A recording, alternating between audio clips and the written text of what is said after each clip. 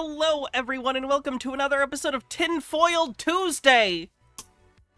I hereby officially announce that this Tinfoil Tuesday is in session. The judge outfit got here, and y'all picked it. So here we are, Judge Hannah. How's it going, everyone? Hope you're having a good day. So, we have some tinfoil today. We have, Cece back, which is gonna be good. Why isn't that showing up correctly for you guys? Let's find out. There we go. I had 2 tabs open, and he was in the wrong one. We did it. In my defense, I kept the food warm? What in the world? Guilty of everything. Guilty of, on all counts, of everything forever. Sentence. Jail. Jail immediately. Marusama, thanks for 50 months. That is a lot of months, isn't it? Damn. Canadian judge. Hey, this is the one they had. And it came with a wig, but the wig is awful. So that's submitted. Anikai, thanks for 38 months. Appreciate it. So yeah, we are playing bingo today. Feel free to get a card if you'd like. Other than that, we can just jump right into it, I think. I don't think I have anything else to talk about. Yeah, let's just do it. We have all sorts of foils, some Trump stuff, some other stuff. Jaden, what do you want me to wear for the hats off? Whatever it is, I feel like it's gonna be a dick move. Let's see. I'll wait to start. The wig, you fuck! Let me go get it. Bitch ass. Fuck.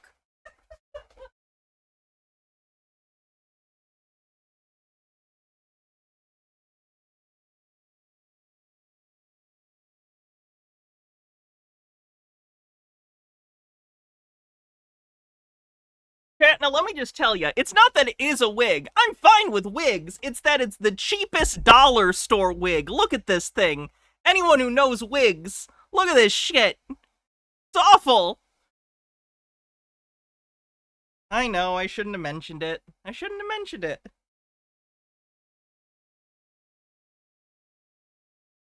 There we go. I'm not even gonna actually bunch my hair up under it. This is what you get. This is what you asked for. Are you happy? Are you happy with your life decisions?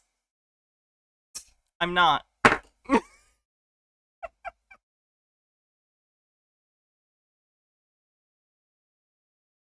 Order in the chat. No making fun of me. Overthought says, send in the Dancing Lobsters. Ugh. Ugh, god damn it.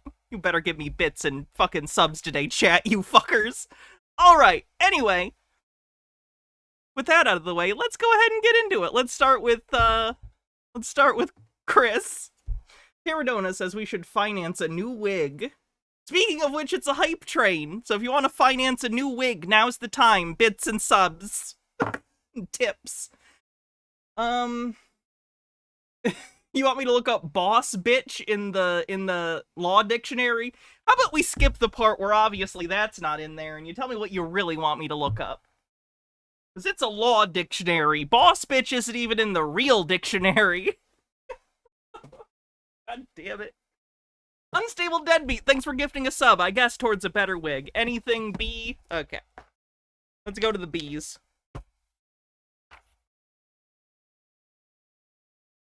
Bad wig hairs.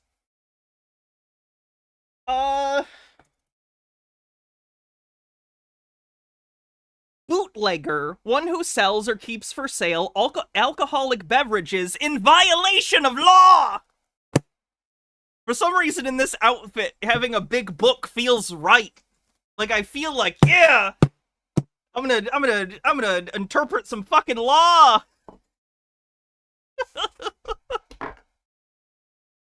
Anyway, Kurt Mulgrew, thanks for 100 bits, 65% to level 1 in the hype train. Well, that's going. Let's get into CC, shall we? You know, it would probably help if I put an earphone in. Maybe. Recording in car on the bingo card. Good morning, good evening, good afternoon, wherever you may be. CC here, Chris, from New York. I have real gavels. This one's a costume gavel, but I actually have 3 gavels, which is probably more than some actual judges own. Like, this is a real gavel. It's one that's, Freemason. And then there's this one, which again is just like a gavel that you buy. Like, judges just buy their fucking gavels on the internet. Like, that's where you get them. It's not illegal. You can go buy a gavel. No one can stop you. It's not against the law. Anyway, so there's my gavels. Ooh, I'm gonna do a super gavel. This means that no one can appeal my rulings. Fun fact. Adjudicated. Since it's tinfoil, we'll use the Freemason one today, shall we? Alright. It's just a fancy hammer. And the Stanley Cup is just a big cup. Okay? Anyway, 65% to level 1 in the hype train. Let's get into CC stuff. Westchester County. It's 7/12, 24. He recorded this prior to the Trump assassination attempt, by the way, so he's not going to mention any of that. It's a Friday. I like to give you a video, think about a video on a Friday, just in case if I'm able to put a video out for the weekend. But I think this weekend I might be able to. I might have a surprise too, but we'll see. Depending on the weather. Fucking CC's the assassin. Surprise. Weatherman. They're wrong all the time. You know, I don't understand why they're wrong, because we live on a flat stationary plane. Can't you tell where the weather's going to go? I mean, we're not moving. It's simple. Just match up the cloud to where it's going, and then that's where it's going to rain. Very good. I'm proud. Does Chris know that clouds don't always rain? Like, does he know there are other kinds of precipitation? And also, just because there are clouds does not inherently mean it will definitely rain? Interesting. Overthought, thanks for gifting 5 tier 1 subs and saving the train, getting us over level 1. Thank you very much. Proud of you. Okay, I want to talk about the plausible possibility of beyond flat Earth today, just for a brief moment. I want to talk about death. Okay. The scene from Barbie. Does anyone else think about dying? Where? Is he really quiet? Because it's mostly that I can just hear, like, his window. I turned him up. Well, everybody who has experienced death has the same story. You know, they all go through this process of seeing the light, going back to the beginning of their lives, and it flashing in front of them. That's a pretty common trope, but it's not universal in terms of near-death experiences. Like, I haven't done some sort of, like, meta-analysis on, you know, people's claims of near-death experiences, but if I had to make some sort of hypothesis, I would guess it as I would imagine there's a correlation between your culture's view of the afterlife, or your culture's view of what it's like to die, and a near-death experience. I could be wrong. Maybe it's just a similar chemical experience in the brain and it's physiological, so it doesn't matter cross-culturally. I don't know. But Chris claiming it's always the same thing is definitely not true. 72% to level 2 on the hype train. Fenekagami says, Chris, has it occurred to you that the reason the world doesn't operate the way you think it should is because your understanding of the world is wrong? I'll do hats off and save you, Hannah, after the cooldown. Thank you. Gonna be a wig war today. People taking it off and telling me to take it off. People telling me to put it on. People telling me to take it off. Okay. I can foresee it. I want to sink my teeth into it. I want to explain to you if we do live in a digital world, which seems like we do. A digital world. I think when you die, that is kind of like a memory down. Look at this idiot. This guy's going like 120 fucking miles per hour. That's great. Where are you going now? You're stuck in traffic, dickhead. I like his random road rage moments. They're grounding on a human level. Not something I would do, but I don't know. I think it's like a download from everything that you've done here when you leave this place to remind you of everything. Because sometimes we forget. I mean, do you remember exactly what you were doing on such and such date 10 years ago? No, you don't. But maybe that's what it is. If we live in a digital world. Now the light, I don't know what the hell that is. I have no idea what that could be. Psychiatrists have explained that it's some kind of mysterious transport, or Did psychiatrists say that? The mysterious transport. Psychology. it could be a wormhole, or who knows? Who knows? Who says it's a wormhole? Everyone experiences a different death, but those two things do always come up. You go to the gamma quadrant when you die. Minute on the hype train, 73% to level 2. With near experiences to death. And if I kind of look at Dillis Filler with 50 bits says the Great Wig War. Don't call it Wig War, because then it'll spoil the sequel. Or don't call it Wig War 1, because then it'll spoil the sequel. I'm a genius. 7 stream streak from Jazaproxy says there's a wormhole between his ears. Trey says I find it so very interesting that he thinks he's even a little qualified to speak on this with even a little authority. He feels that way about everything, though. He thinks he can speak with authority on any topic he thinks about for even, like, 30 seconds. I know the irony of me saying that. 30 seconds on the hype train. 77% to level 2. In a digital world and try to explain it to you, then that would be my philosophy on it.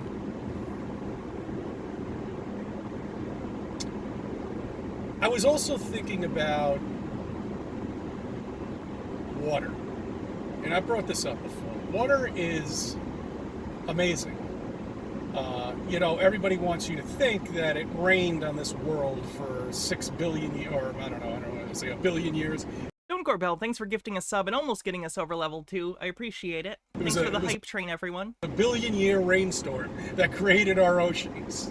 Really? Where'd the salt come from? Chris, do you know what salt is?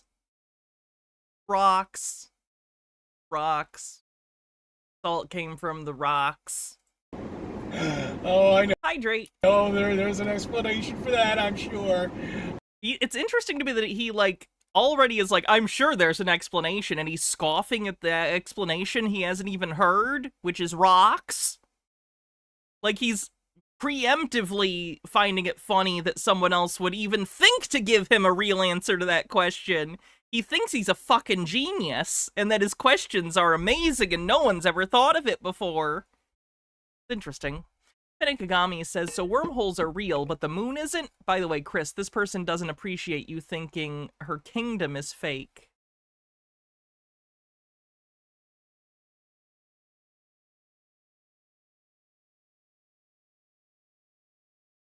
Oh.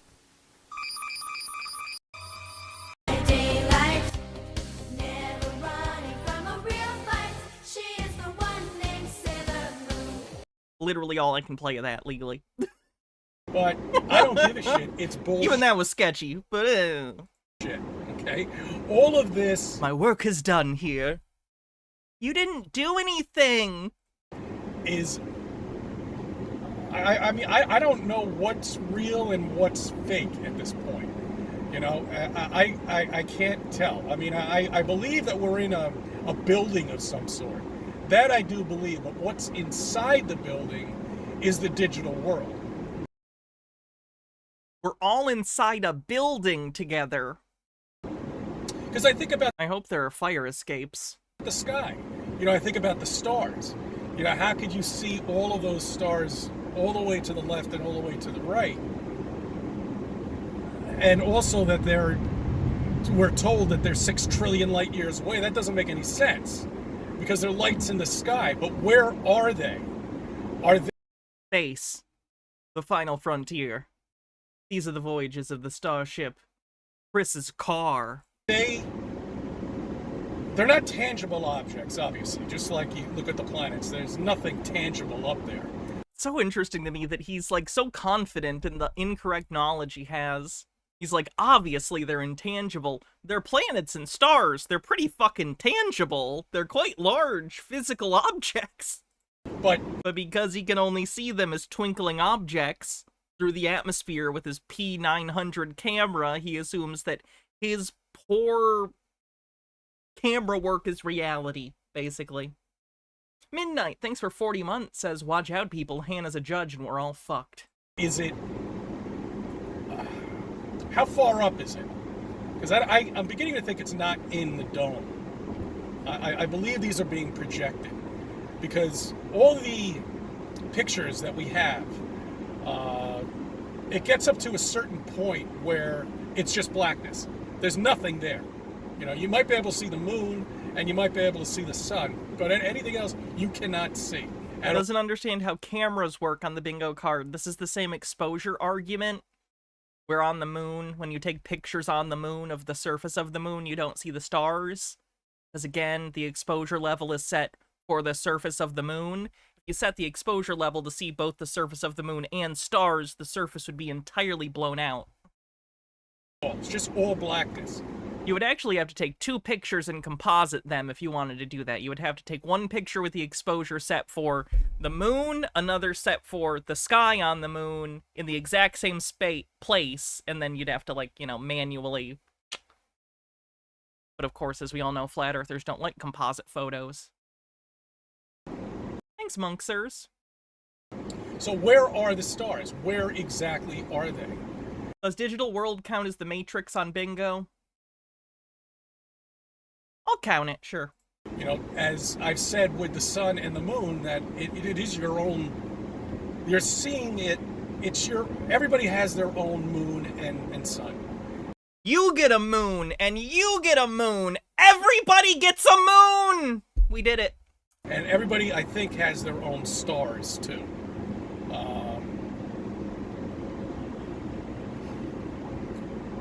There's more than one sun, guys. Okay? There's several suns. That's good. I was worried it would get lonely. Quadruple suns. Who knows? Ooh, quadruple suns. We skipped right over triple suns. Infinite amount of suns. Who knows? But if everybody has their own sun and everybody has their own moon, well, then that's a projection up there. And there comes, thus, the digital world. I find it interesting that conspiracy theorists will, like, make a statement, a completely unsubstantiated claim, like everyone has their own personal sun or moon, and then they said it, and they think it sounds right, so they feel free to use that as a premise for their next argument, and they just keep building on bullshit, on bullshit, on bullshit, on bullshit, to the point that their entire belief system is built on layer after layer of just untrue nonsense they made up in their heads, and they're so high up here that they totally forgot how they got here. So to even address this top thing, you'd have to address 1,000 other things they've already integrated into their belief system that just are not true. It's just a lasagna of nonsense. Okay. That's my look on that. I mean, it makes sense to explain it to people, you know, that we could fractal wrongness, yeah. Quite possibly be living in a building, and everything that we're looking at is digital, you know, including the animals. Has Chris been watching Hans? Chris no longer believes animals are real. That's concerning. That seems like an escalation to me of Chris's thing. He used to just be into Flat Earth. Then he got into Tartaria stuff and Flat Earth. Now he's into Flat Earth, Tartaria, Great Reset, and animals being fake? Just seems like he's accumulating this stuff like Pokemon cards. I hate it when people do this. Yeah. Everybody who drives a BMW is a fucking idiot. I'm convinced, really. Accidentally based on the bingo card. Every one of them.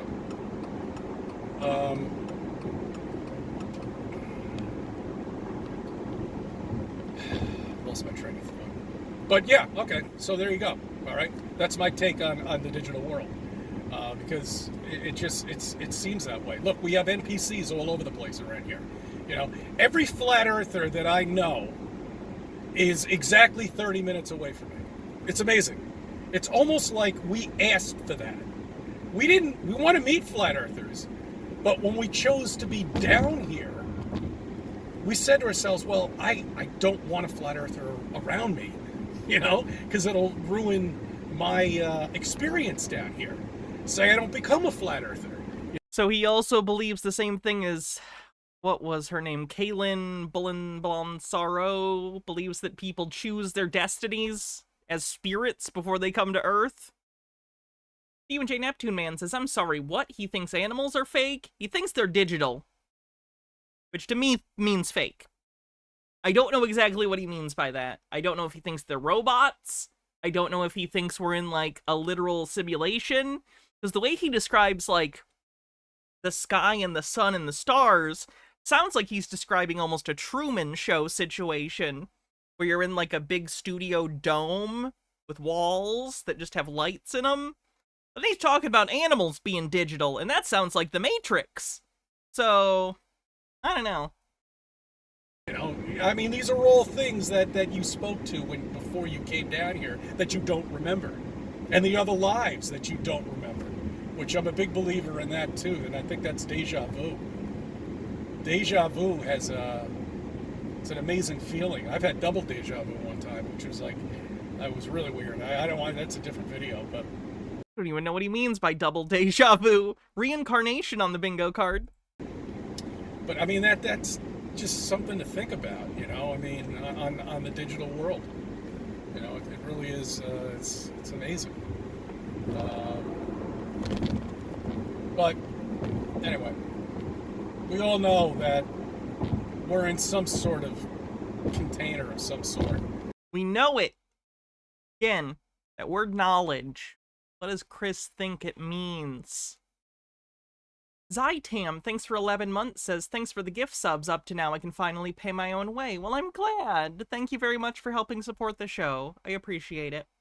Jay Rodimus, with a 3-month streak, or a 3-stream streak, rather, says, I've had triple deja vu, Chris. You're not special. I mean, that's... What's Janice Vu? That's a word, right? That popped up into my head. What's that? It's the only way we can have air. It's the only way we can have gravity. I mean, air has to have a sorry. Vacuum in order. There was a tip I missed earlier. Let me go check that. How long ago it was. Oh, it was a while ago. Green Guy, 16 minutes ago, said, Hannah, are you not hot in that wig? Oh, I'm very warm. No, I'm very warm in this. I'm sweating. Luckily, nope. Too far. You know what I'm saying? Jamis Vu, that's what it is. Thank you. Or contained, I mean, not a vacuum, but contained. You have to be in a container to have air. Else it would just, gone. Off into space, like a fart in the wind. That was from Shankshaw Redemption, that's right. Shankshaw Redemption, my favorite King Stevens movie. Overthought says, okay, but if we're in a dome, how is it not getting dusty? Scratched, smudged, dead bugs splattered all over it to reveal it's there? And I'm sure many other movies too, who knows? Don't even get me started on the movies. No originality at all whatsoever, none. They have nothing. They've given up with the movies at this point. I don't think there's anything worth a shit watching at all. I mean, oh boy, Rachiology, that sounds like a lot of fun. I don't even really watch movies because I just don't have time for it. I did have a movie. You can watch movies that are like an hour and a half long. You don't have an hour and a half, like all week. You don't have 1 hour and a half. That sucks. Phyllis Filler says Earth was evicted and we're now all living in a shipping container. I have time, however, to catch the presidential speech last night. Oh, that was just a beaut, wasn't it? You know, someone should ask Biden, who exactly is the vice president? Is it Trump? Or is it Harris? I don't know. He doesn't seem to quite know that. But you can see how scripted it was. You know what I'm saying? I mean, how scripted and how much bullshit politics can be. And it's always been this way. It's just we never really noticed it. You know, well, I mean, I always knew that it was all bullshit, but I didn't look at it at the level that I'm looking at it now. You know, where shit, this goes all the way back to the beginning, basically. You know,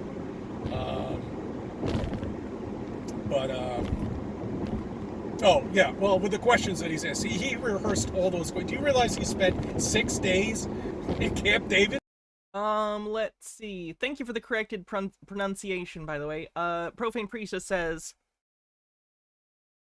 Hold on, I'm looking for the pronunciation again so I can get it correct. Where did you go? There it is. Zamevu is the sensation that something old and familiar is exciting and new. It is directly the opposite of deja vu. Preparing for this? Trump used to do this all the time. He had no preparation. He had nothing. He would tell you how it is. That's it. And whether he's trustworthy... I really don't know what to say to people who listen to Trump and think he says it how it is. Like, if you think that the things that come out of Trump's mouth are true, like, what do you do with that? Or not, I don't know. All I know is just take a look at the money that's in your pocket. Where were you when he was president? You were a hell of a lot in better shape, right? I can contest to that. Motherfucker. Contest would be the opposite. Gas prices are through the roof. It's ridiculous. It's a joke. For some of us who drive for a living, it sucks. Does your business not pay for the gas? Because you don't own the business, to my knowledge. You just work there. So why do you care the expense of the gas? You don't own the business. And commute to work, it sucks. Even public transportation's through the roof. You might as well just fucking drive. I don't know which is cheaper now. At this point, the public transportation. way the governor has made it in New York, it's probably cheaper just to drive. You know, oh, well, wait a minute, the congestion tax. Did they pass that yet? I don't know. They said they were, and they said they didn't. I can't keep track of this bullshit that they tell everybody because it's such nonsense. Politics are bullshit.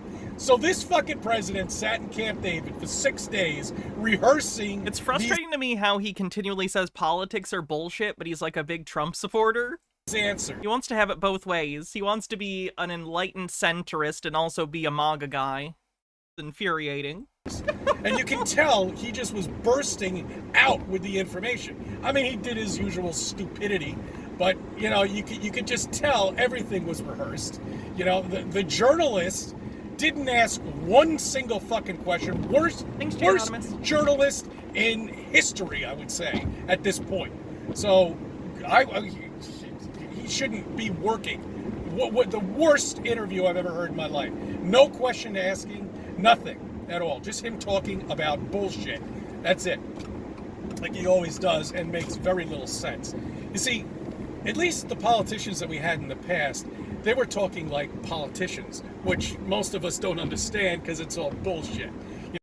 I find that so interesting. Most politicians speak at a 5th grade level. Because that's the general rule with, like, newspapers, too. You're trying to, like, address a broad audience and make it accessible. If you listened to, like, Obama talk and didn't understand it, are you literate? And I don't mean that as an insult. I'm asking genuinely, because the bar is so low. I don't understand. I don't understand how people can listen to Trump and be like, he says how it is, but then listens to, like, someone who can actually speak and goes, oh, they're pretentious. Like, no, you just don't know words. Learn words. Screaming at the Radio says, funny how these guys complain about gas prices and about EVs and renewable energies at the same time. They just want to be mad. They just want to be mad. Doesn't understand his problem is capitalism. Yes, on the bingo card. You know, they don't answer any questions. They just dance around it and give some other stuff made up, and they won't even cover it up with say, we'll look into it.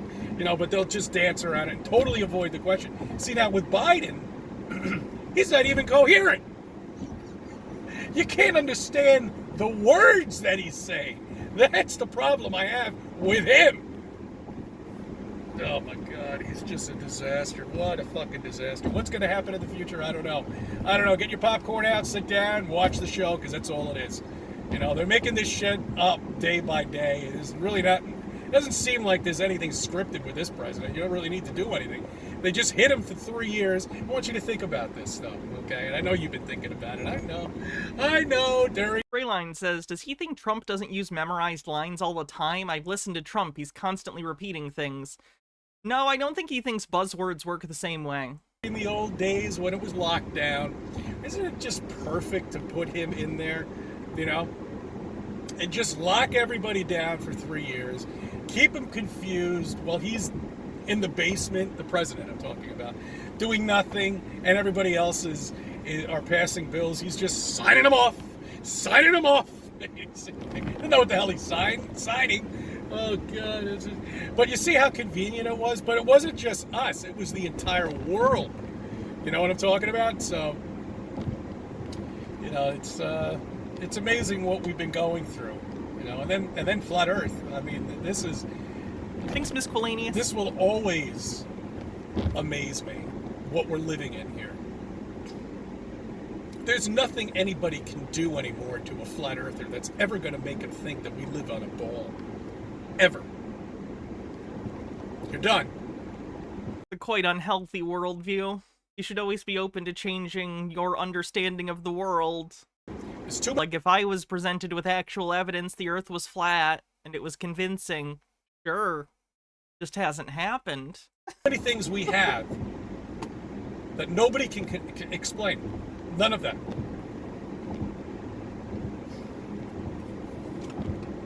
And it pisses me off to no end that these people just can't wake up.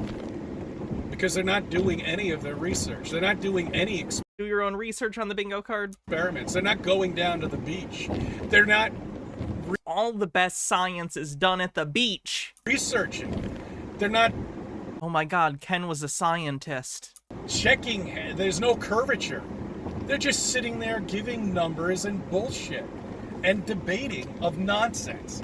These fucking debates. I mean, really, what is this shit? I mean, what is there to debate anymore? Look, you either believe it or you don't. You either stay underneath the rock or you come out underneath from the rock and look. It's as simple as that. I'm not gonna fucking argue with you. I don't give a shit. You do what you want.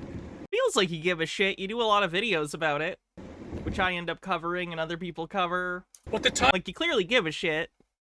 It's fine. It's fine to care. Where you're gonna have no choice and say, "Hey, I look stupid now that I think everything I live on a ball." Yeah, that's right. That time's gonna come soon.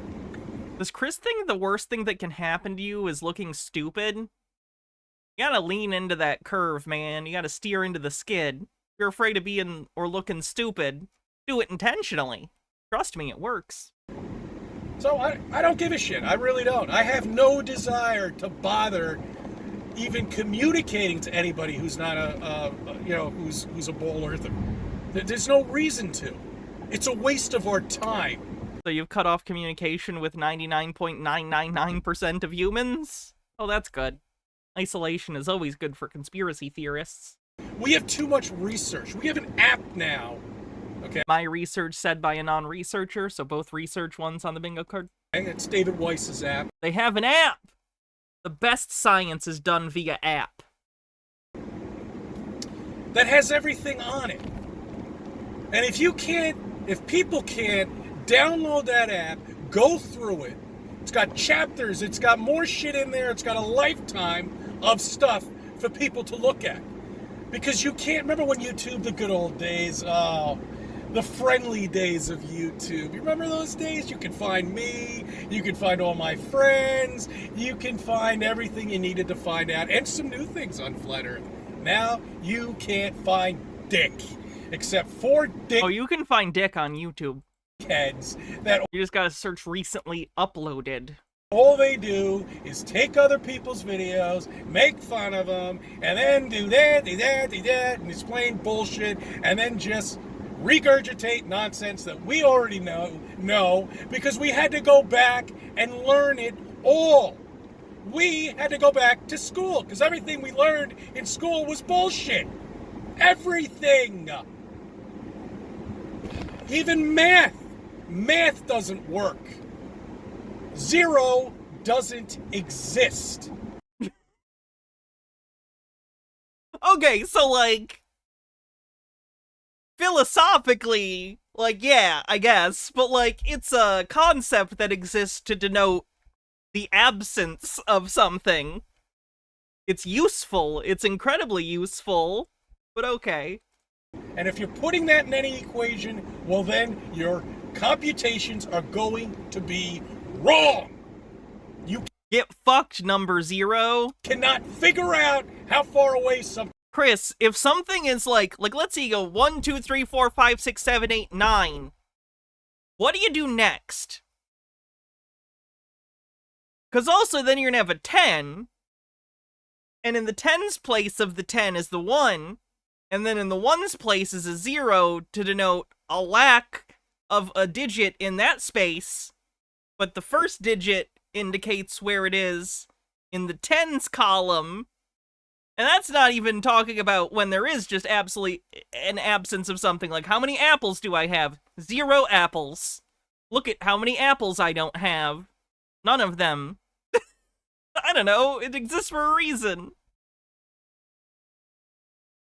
Is at all with that kind of math. Because they're made up numbers. Numbers are representations of, like, quantities of things. It's a description of reality. What do you mean numbers aren't things? They're abstract symbols that mean a specific real thing. It's like saying words aren't real. Like, yeah, not, like, literally, but we'd use them as symbols to denote specific things. It has a meaning. Best Demon, thanks for 200 bits. Trey says, if you have $1 and you use it, you aren't in debt $1, you have $0. Correct! They have to come up I do declare math. with something to continue this fucking lie that's been going on all of your life. You grew up looking at a spinning wet ball in class for 14 fucking years of your life. What else you gonna believe? You know? Hey, there it is. Someone's showing it to me. Someone's showing me diagrams of the layers of Earth. Oh shit! Isn't that great? Look at them all. Oh fuck! But you were never told that we only dug down 8.5 miles. Nothing beyond that. You weren't told that.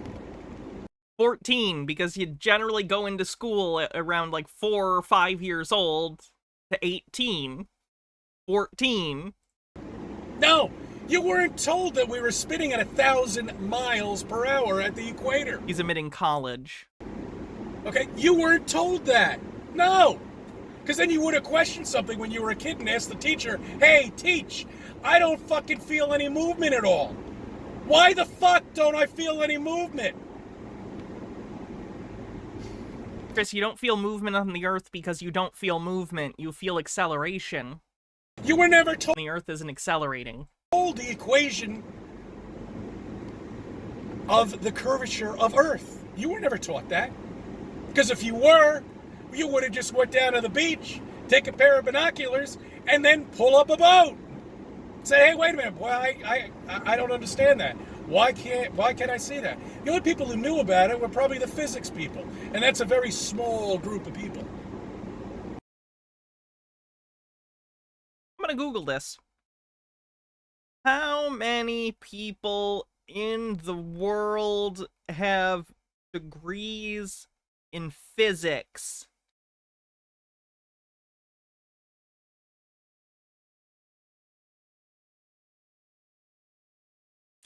There's a range between 372 and 964,000 physicists in the world, depending on how you actually define professional physicist. So anywhere between a third and almost an entire million people that you believe all know a big secret and none of them has said anything. Gonna go with no. Gonna go with no. Trey says he really saw this bit from young Sheldon and thought, it made him a genius. Oh god, I don't know how much of this I can play for copyright reasons. CBS is not playing around. Yeah, I can't play this. It's like a minute. Good. One question. How can you have 0 if 0 is nothing? Well, it's not something that you have. 0 represents a state of nothingness. What does that mean? That's all I can play. Even that's pushing it.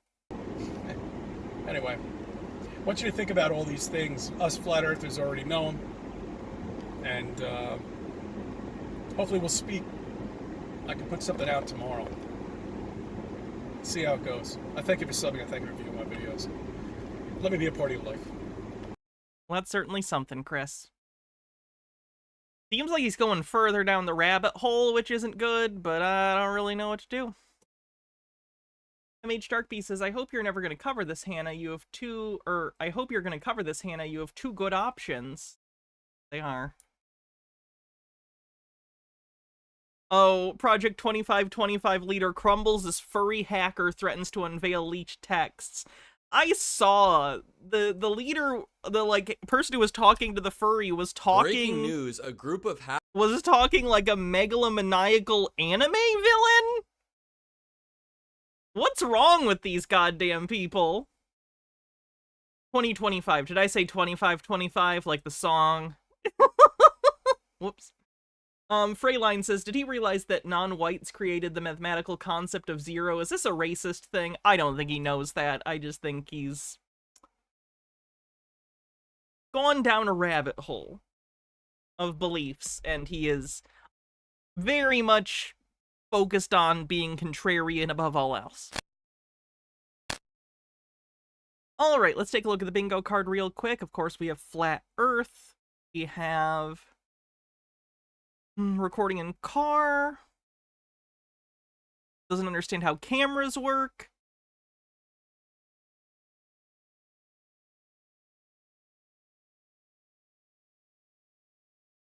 We'll say we'll say yells at clouds for him complaining about weathermen and women, urologists, whatever. Doesn't understand the problem is capitalism. My research said by a non-researcher. Guy is fake.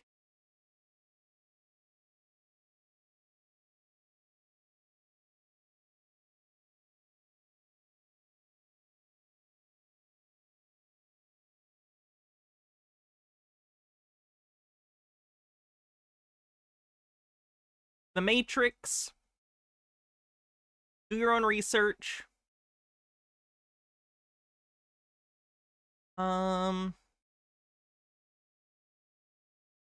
Past lives reincarnation. Is that it? Anything else? Accidentally based for the BMW thing, which is just funny. I think that's it. Excellent. Let's see what we're gonna do next. Pull up my master list of conspiracy stuff I have pulled. Trying to avoid Trump shooting stuff just because I already covered that yesterday, but some of it might pop in. Not yet, though. Other stuff.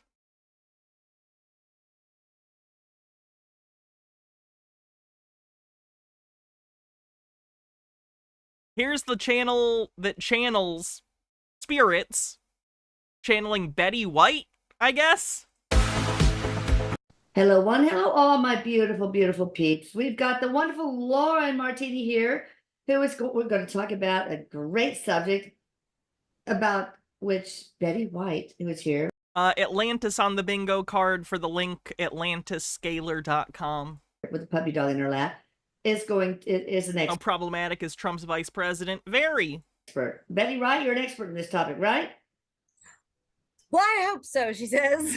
All right, well, we'll tell you what the topic You'll be able to tell she's not actually channeling Betty White because she won't be funny. is in just a minute. Benigagami, hats off. What do you want me to wear for the hats off? Which hat? Well, first.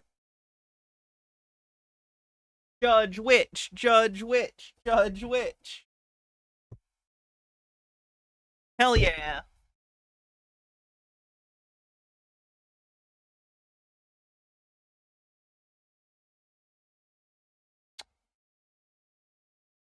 I mean, it's a look.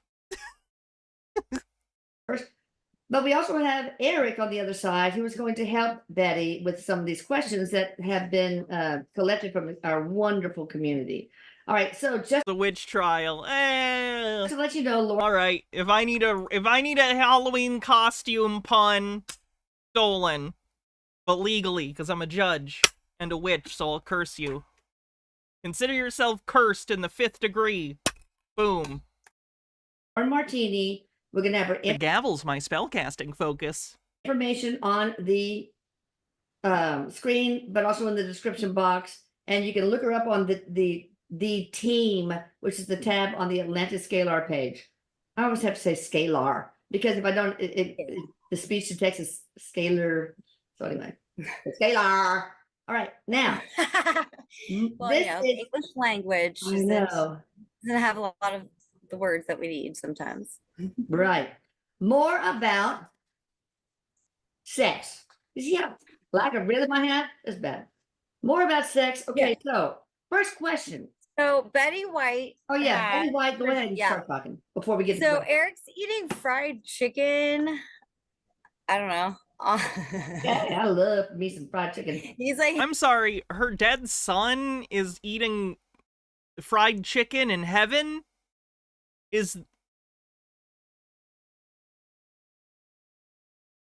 Okay, hold on, I gotta think about this for a second.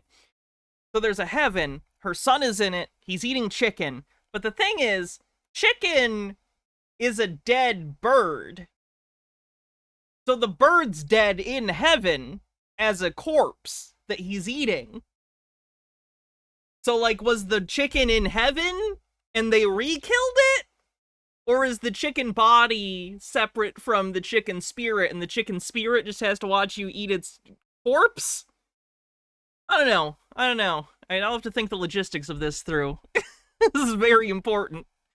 hanging out like, this is gonna be a good one. It's like KFC. Yeah. Betty's very excited that he's all greased up and lubed up because we're going to talk about sex. She's got a puppy on her lap.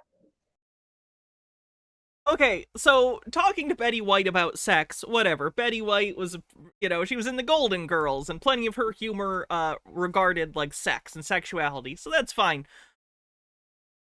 But the woman on the right thinks that her dead son's ghost is also here, and is gonna help Betty White answer questions about sex. Okay, I feel like Freud would have a little bit to say about this, but he's dead. Oh, she should bring him on! That would help. Penakagami says, did Chris find out about imaginary numbers and that's why he thinks they aren't real? He's such a wordsmith, it's hard to tell. By the way, I always find it interesting when Trump supporters say Biden does nothing except all the stuff we complain about, which is definitely his fault. But they never are able to actually talk about Trump's policies. It's almost like they view politics based on their feelings or something. And Where's the bingo card generator? Good question. Don't know. Oh, you gotta do this command. You gotta do exclamation point, bingo. Should pop up in a sec. and she says, Chicken Betty grease. White, okay, Chicken grease lube. Did you just say chicken grease lube? Oh my god. This lady's a pervert. Yeah, really. All right, Betty, do you want to yes, say something Eric brought first? the lube essentially, right? With the fried chicken, right? You know? Yeah. So Go ahead. Betty, do you want to start talking first, or and Eric, or do you want me to start with the questions? You name it. This is coming off to me a little bit like the scene in 40-Year-Old Virgin where Steve Carell's trying to act like he knows a lot about sex, and he's like, yeah, I grabbed her boobs and they felt like sandbags. This feels like that, where they're trying to be kinky, but like they don't really know what that is, so they're like, yeah, sex, am I right? Like chicken grease is lube, am I right, fellow perverts? Like, what are you talking about? the bosses. Betty says, well, let's just start shooting. All right, dang shooting. That sounds like her. All right. First question: how do spirits show affection to each other? Oh, we're gonna talk about ghosts fucking! Oh, good. Not necessarily sexual, but Say that again. how do spirits show affection to one another? Well, what I see in my head is Betty White is showing me like two different colors of energy swirling together. Hot. And then they like shine a different color because they're Oh, wow. swirling and moving as one. Is that that's a cardinal, isn't it?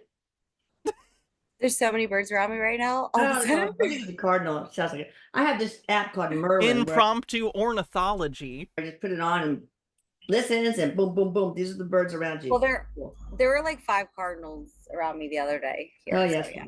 All right. All right, Eric, you want to add to that? Because I know I read in My Life After Death on TikTok, which went to YouTube and all that stuff, about how your sex is with your girlfriend Jillian over there. So do you want to add anything to that? I missed part. So what a. Oh no! Oh, thank you, Eric.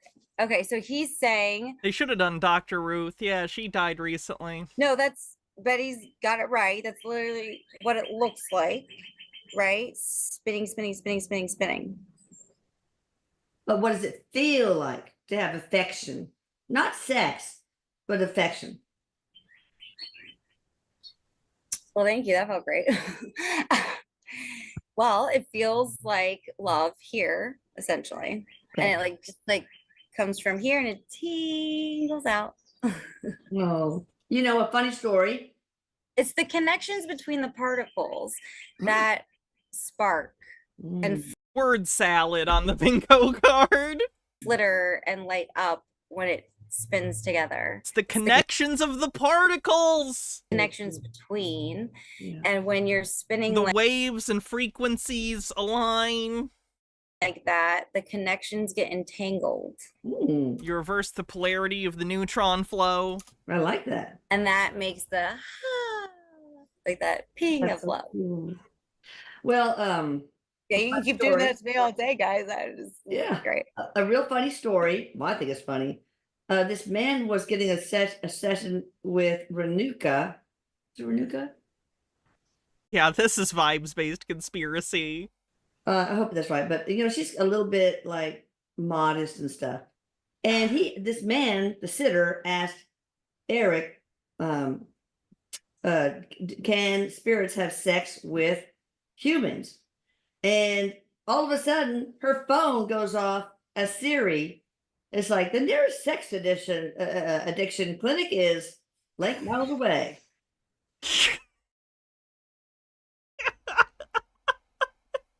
Siri telling you to go to horny jail.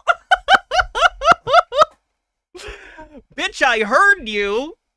Get some help. No, I assumed they accidentally said something that sounded like the activation phrase for that assistant, the virtual assistant. And that happened. We've all had that happen from time to time. I've had that happen with mine, where I'll say something that sounds like the thing. I'm not going to say it because I don't want to activate my or other people's phones, but you say it, and it just goes off accidentally. That's funny. You got to admit. And she didn't push it. It's one of those things where you had to push the button to get Siri to answer because it was kind of an old phone. But yeah. Clearly not, because she didn't press it, and Siri answered. Why are some people more sexual than others, and why are some just not interested in sex at all? Why would Betty White? Are they acting like Betty White knows all the sex things? Depends. So I'm getting. Well, hello everybody. Oh, what a good question, Elisa, because you brought forward It's not me. It's a these lot brilliant of people. species. What? Can you repeat the question so human Lauren can like take a minute? Yeah.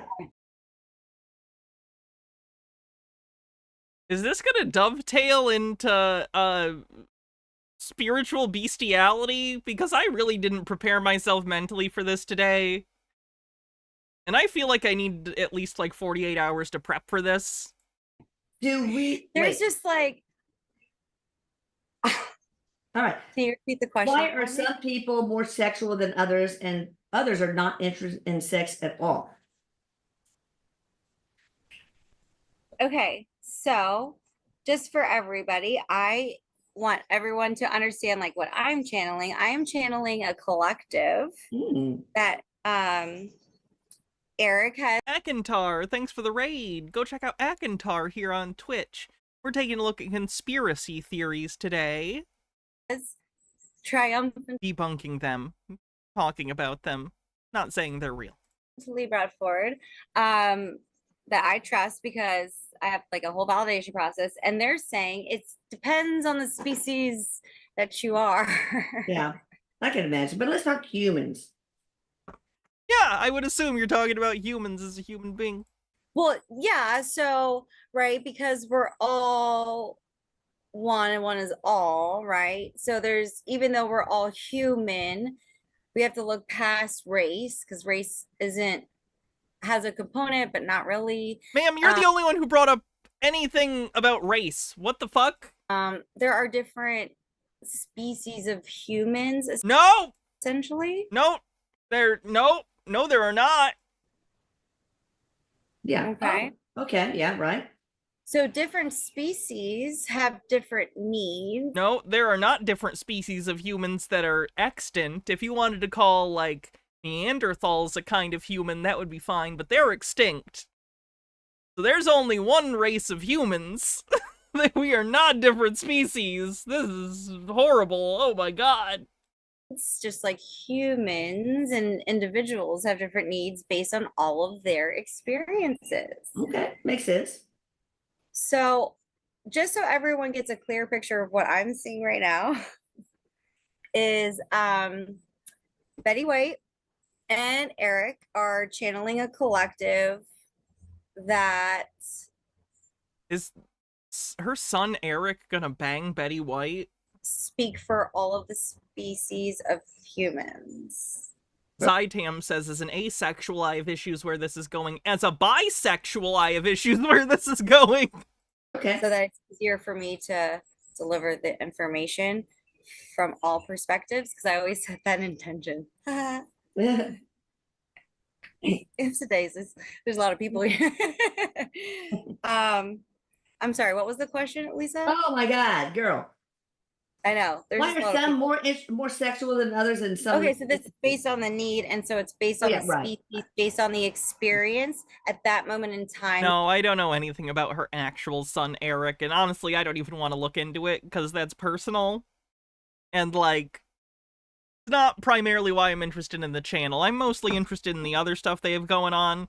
Her personal trauma that led her here is interesting, but I feel like diving into it to that level is, like, disrespectful. I don't know. Because of relativity. So if that person is Eric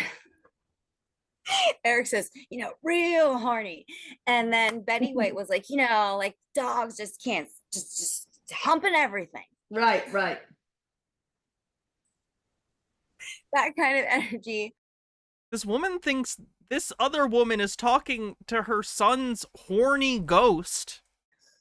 Could mean like spirit wants to be born. I know everyone has different coping mechanisms for grief, but this is a doozy.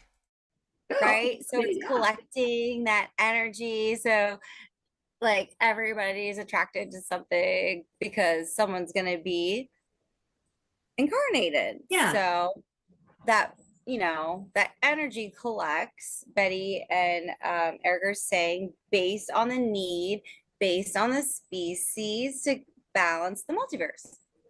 Oh, the multiverse is involved. Good. I just thought people fucked and realized that we were digging on multiverses. Moira Soma, thanks for gifting a sub. Interesting. Wow, I love that. All right. Do we take on the energy of those we have been intimate with? And if so, how long do we carry it? Do we take on the energy of the people we've had sex with? What does that even mean? If so, is there is nothing casual about casual sex. So do we take on the energy of those we've had sex with? And if so, how long do we carry it? This is literally just trying to turn prudishness into like some sort of metaphysical reality. I feel bad about casual sex and think it's immoral. Is that 'cause some sort of magic energy? Well, that would be an individualized process. So it would we would have to speak to each individual experience. Okay, speak to one. You have Betty White and her son. Talk to one of them. What are you here for? Because sometimes yes and sometimes no, and I have not seen I Saw the TV Glow yet, no. sometimes both. This is based on the experience. Right. So if you're so let's say it was not enjoyable and created, and just so everyone knows who I'm speaking from, this is Eric. Okay. So if it's an unenjoyable experience, there's a neurological, right, thing that happens and a fire. And if that fire attracts two particles to collide, now you carry it with you. Okay. Yeah. If it's a enjoyable experience and it was accepted on both sides, it doesn't have to do that. That's like, I really need to get laid, and this is a really attractive human, and we are just having a really great time, and I think you're a wonderful person, and I just really need to get this out, right? Nothing gets intertwined. Right. All right, but so.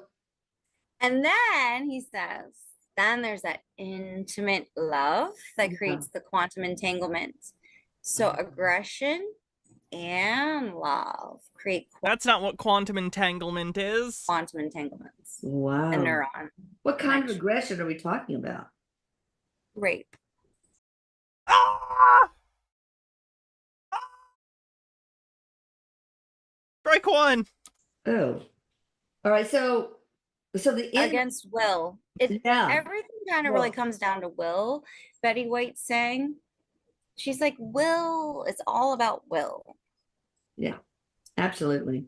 We all need to use our powers for good, she says. If you take something or someone's will away, then it doesn't feel good, but there's still a purpose for it. Right. Oh, if it's a willing participant, you could learn the same lesson through love, so you don't have to experience the other side. But understanding and respecting that the other side has a purpose. Okay, I'm gonna move on from this. Holy fucking shit. No comment. Ugh. So tired. Jesus Christ.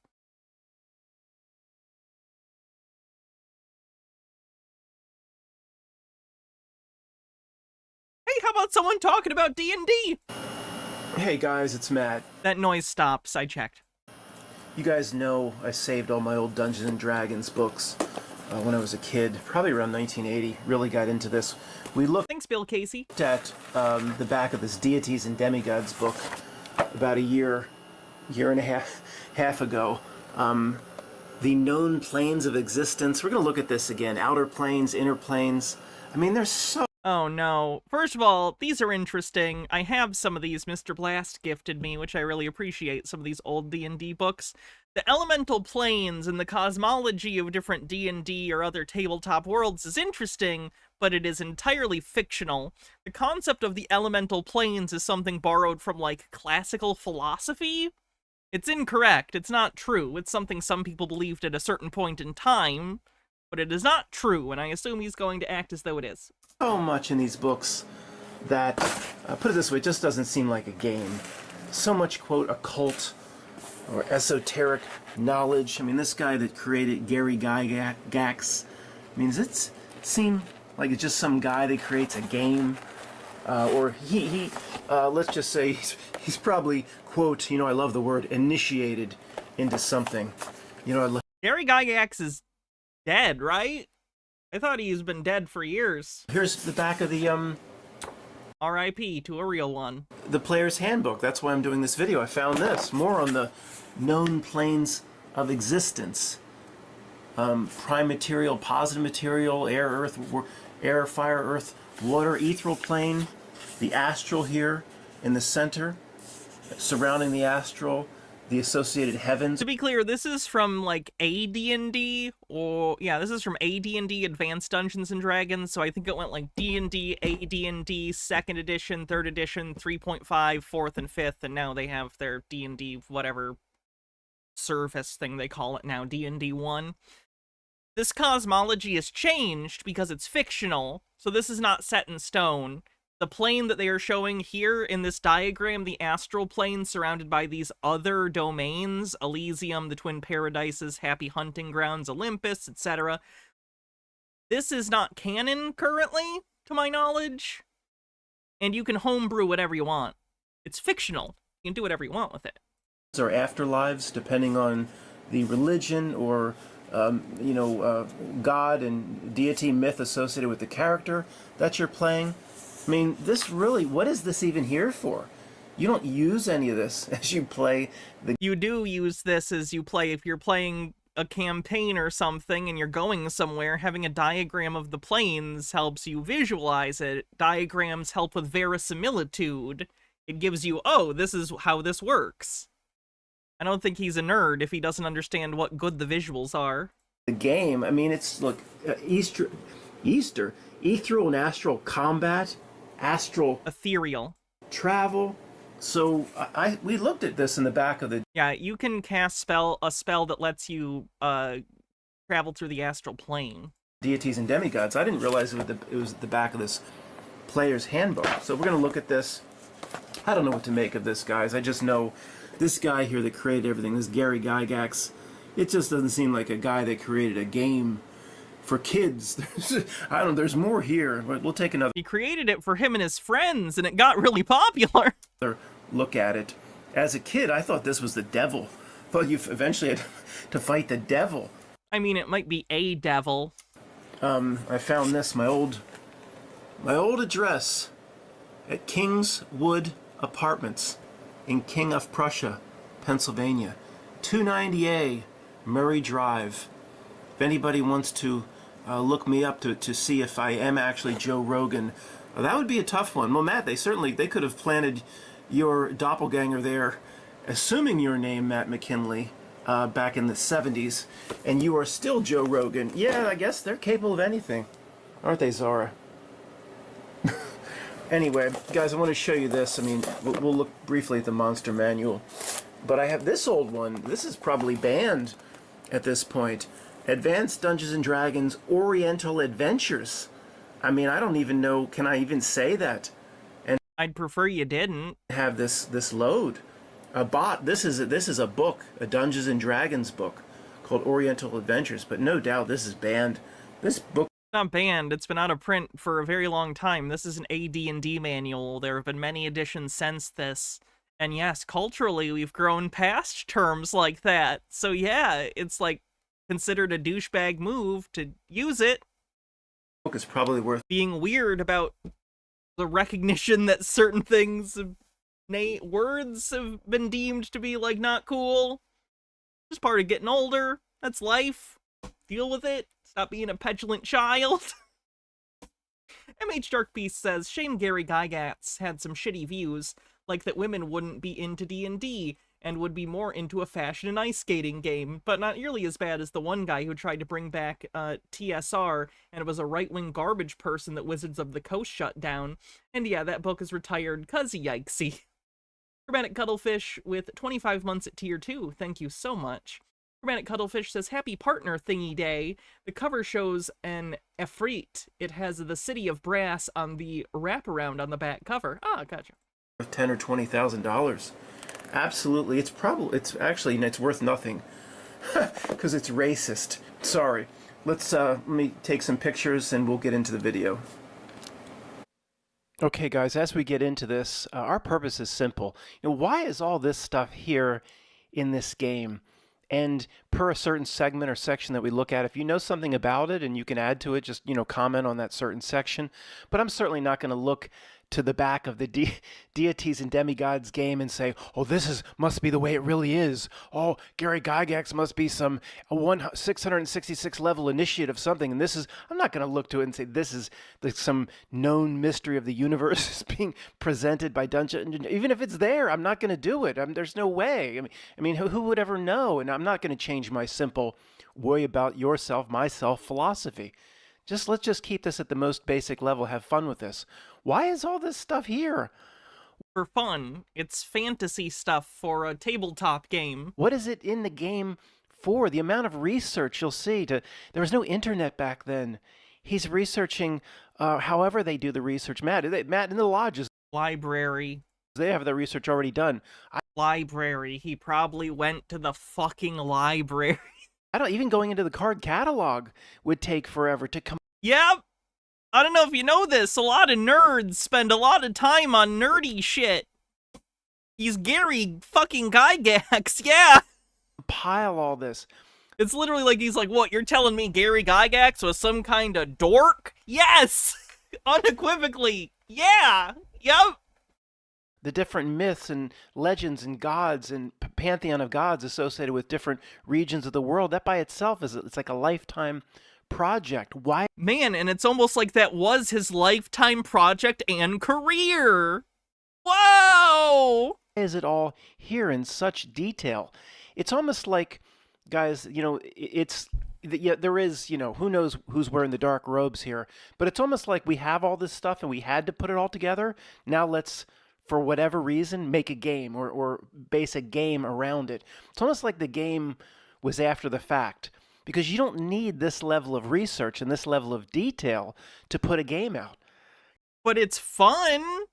That's what makes it work, is the verisimilitude, is the level of, like, in-depth world building, the level of lore and stats. That's the point. Kids play. Like, if you don't like it, that's fine. I don't, like, begrudge anyone to enjoy a tabletop game if they're not into it. I get it's a very particular thing, but it's also not weird if people are into it. It's a fun thing. It's not nefarious. I mean, they probably know it's fourth graders through 12th graders in high school and some groups of college kids getting together. Lots of adults play D&D. When it first came out, it was not adopted by people in their 20s and 30s for the most part. It was a younger I would almost argue at this point it's probably mostly people in their 20s and 30s playing. Person's game. They knew this level of detail about ancient Celtic myth is not necessary.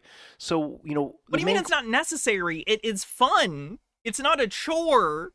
He doesn't understand that this is fun for people who are into this. It's not a chore. Question here is, why is all this stuff here? Let's keep it simple. Let's have fun with this. I'm not going to, what an insult to your intelligence or into my own. Zytam says I'm 58 and I play. Oh yeah, there are people of all ages who play tabletop games. I'm just saying, because of the explosion of its popularity, especially from like years ago, the first season of Stranger Things kind of kicked off a resurgence in the popularity of tabletop games for the younger generation. So I think a large portion of the audience now are people in their 20s and 30s. Trying to look to of course, the OGs are still here. Back of these books for like the answers on how the existence. Now, if there's certain things in the back that confirms what we already believe, that what people in this community have been saying and sharing with me for over 10 years, that, Matt, I do go out of body, somebody may say to me, and there is a difference between the ethereal and the astral, and this is, the back of the Dungeons and Dragons does support what a lot of people... There is a difference between the ethereal and the astral planes. In fiction, they are not real, so they don't exist in the real world.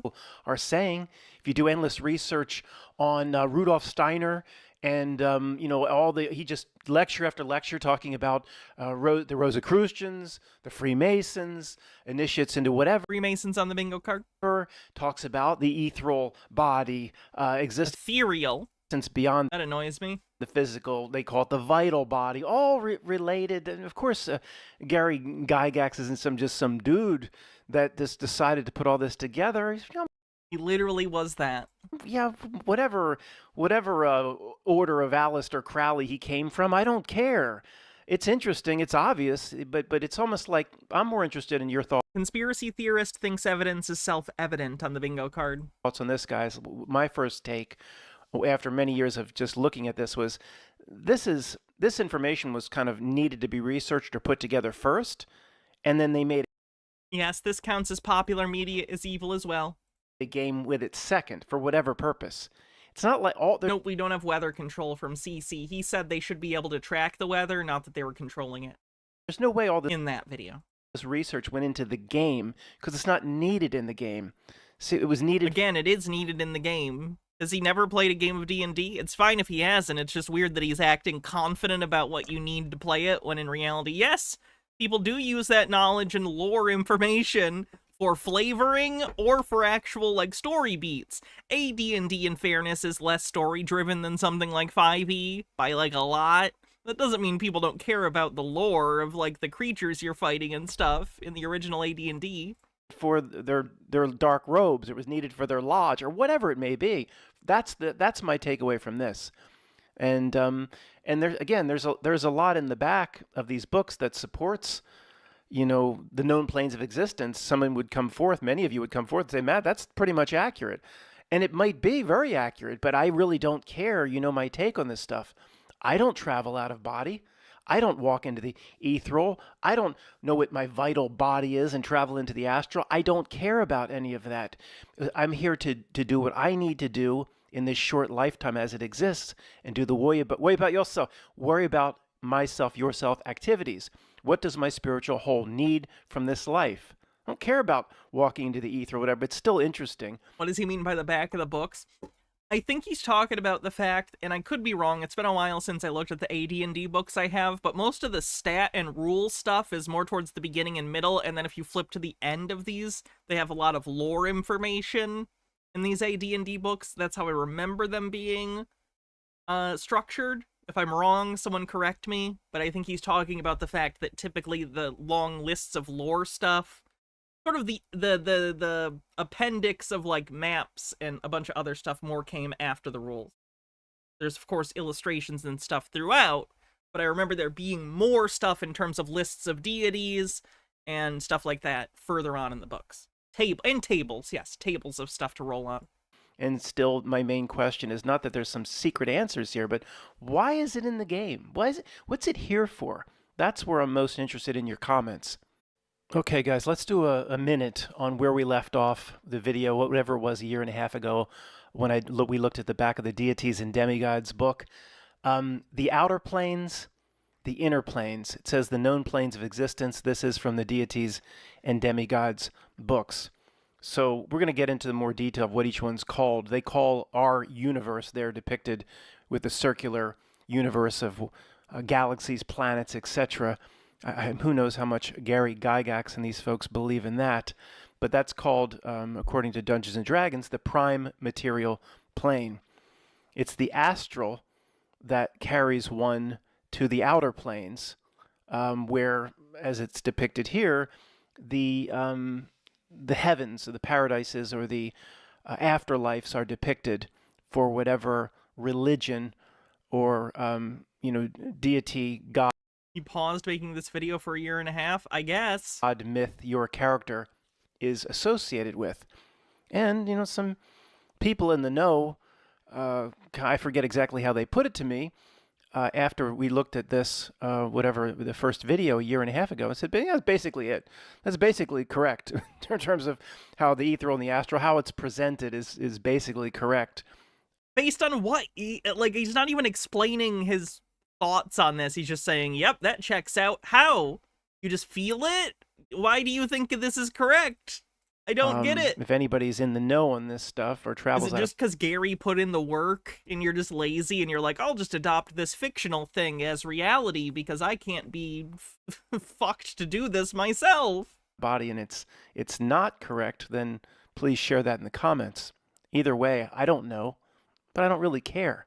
I don't care. I just made almost an hour-long video about this. I know probably all about that when I'm done here, or my higher self knows all about that stuff. Is this a catastrophic failure to understand that other people have creative imaginations? That's a big problem for some conspiracy theorists. They don't understand why someone would come up with something fake for fun.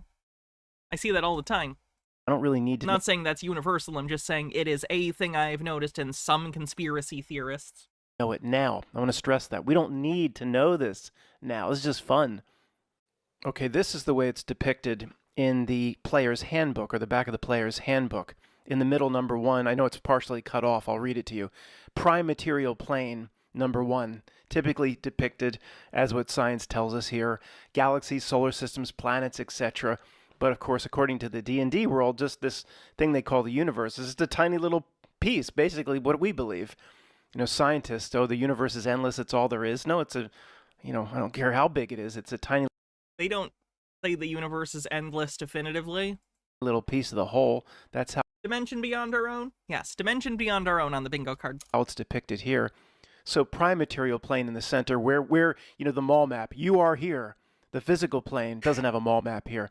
Houses the universe and all of its parallels. Well, parallel universes. They're bringing that Marvel shit in here 40 years before Marvel. Does he think Marvel invented the concept of a multiverse? That annoys me more than it should. It's the plane of Terra and your campaign as a Dungeons and Dragons player, in all likelihood.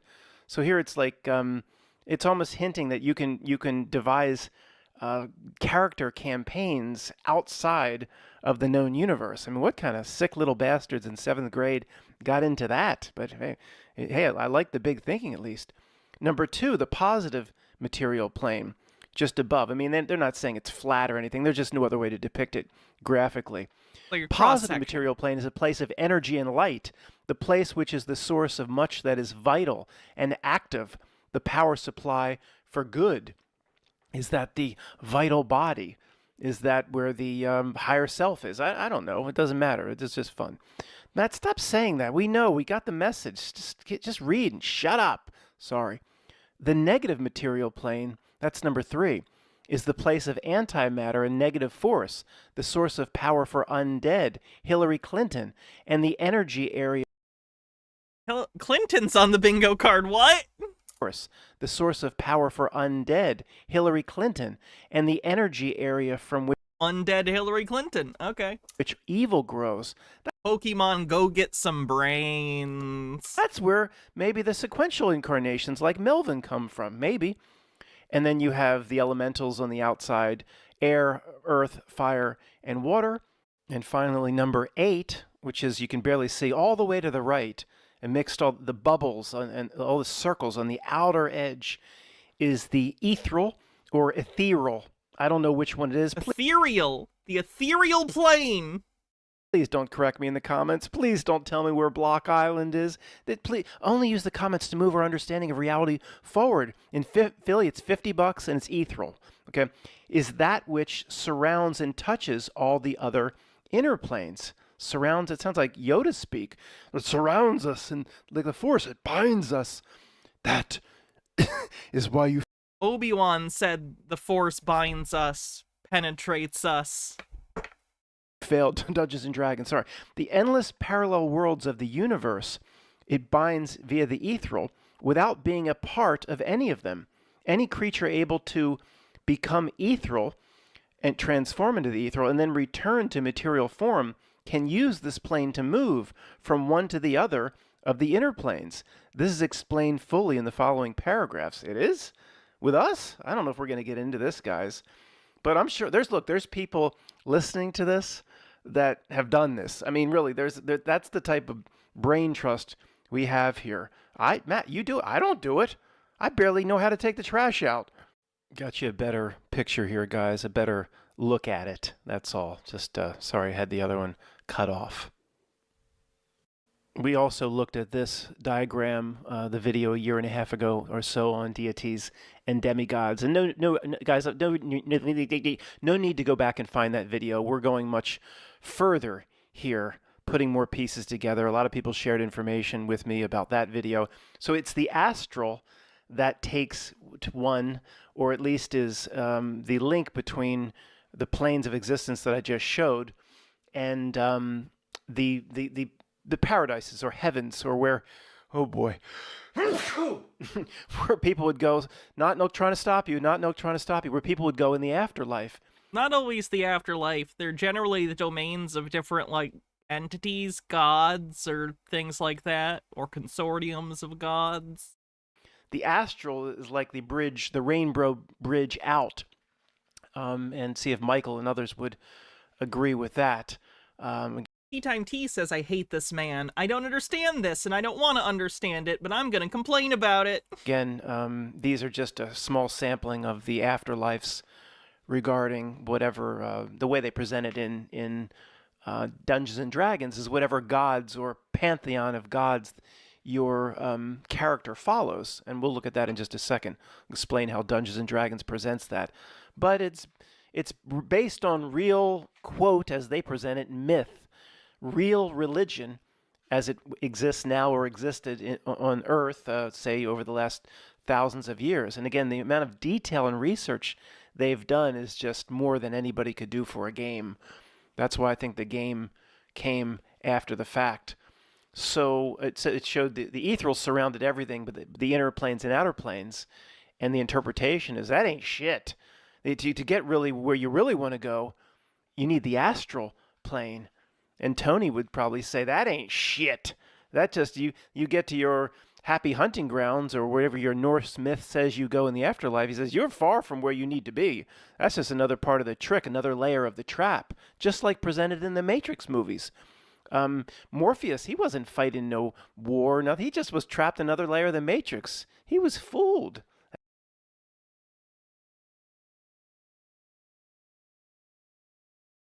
Is he confusing fan theories for the plot of The Matrix? Because he sounds like he's more describing a fan theory plot line. I don't want to spoil the Matrix movies, but I feel like he's describing where the movies should have gone but didn't, instead of what actually happened in them. That dumb, fat Lawrence Fishburne. Here's just another sampling of something that's presented in the Deities and Demigods book. I didn't show you this in the last video. For example, pick a country or pick a region of the world. Here, Finnish mythos. I guess if you're from Philly, that means myth or legend from Finland, I think. So all the details. You don't know what Finnish is? So this seems very broad. The great tree, the magic wool, the rake of iron. But for Japan, for China, for India, also for Indians, the Native Americans, all the gods are listed out, all the legend and lore. Again, it's beyond anybody's capability to research. Going on, where are you going? It's not beyond people's capability to research. You'd literally just have to get encyclopedias and look up different gods. What are you talking about? Gary Gygax going off to the library again. In Philly, we say library. Yes, he went to the library probably a lot. He was a nerd. We're going off to the library again. Oh, see you in 10 hours. Nobody could research. He had to have access to it. Yeah, it's beyond his ability to research. It's another case of the conspiracy theorist can't imagine doing it, so no one can do it. The Omega House with Greg Marmalard or something in the lodges. He had to have access to it beforehand. And is he aware, too, that you can just, like, read books on mythology for fun and know this stuff? Like, Neil Gaiman's like, oh, wait, no, shit. I can't recommend that anymore. Fuck! Well, Neil Gaiman, before shit came out about him, wrote a pretty good, like, Norse mythology retelling. But I can't recommend that now. So, the point is, you can find mythology written in a way that's quite entertaining. To go down to the level of Finnish myth if you're from Philly, I think that means... I'm not crazy, right? Something came out about Neil Gaiman, some allegations, or am I thinking of someone else? From Finland. Who would care? That little... now, people from Finland, I might be thinking of someone else. I don't want to lose you. I'm an equal opportunity offender. I've offended... It did... trashed Philly and New York way more times than I'm going to trash your Finland, but you going into the level of Finnish myth, who would care about what your little gods are running around that country 100? So many people. Again, this guy's personal disinterest he thinks is evidence. All right, I'm done with him for now. The video goes on for like 30 more minutes though. What a interesting fella. Okay, let's see what's next. Find a reptilian thing. I know I had one somewhere.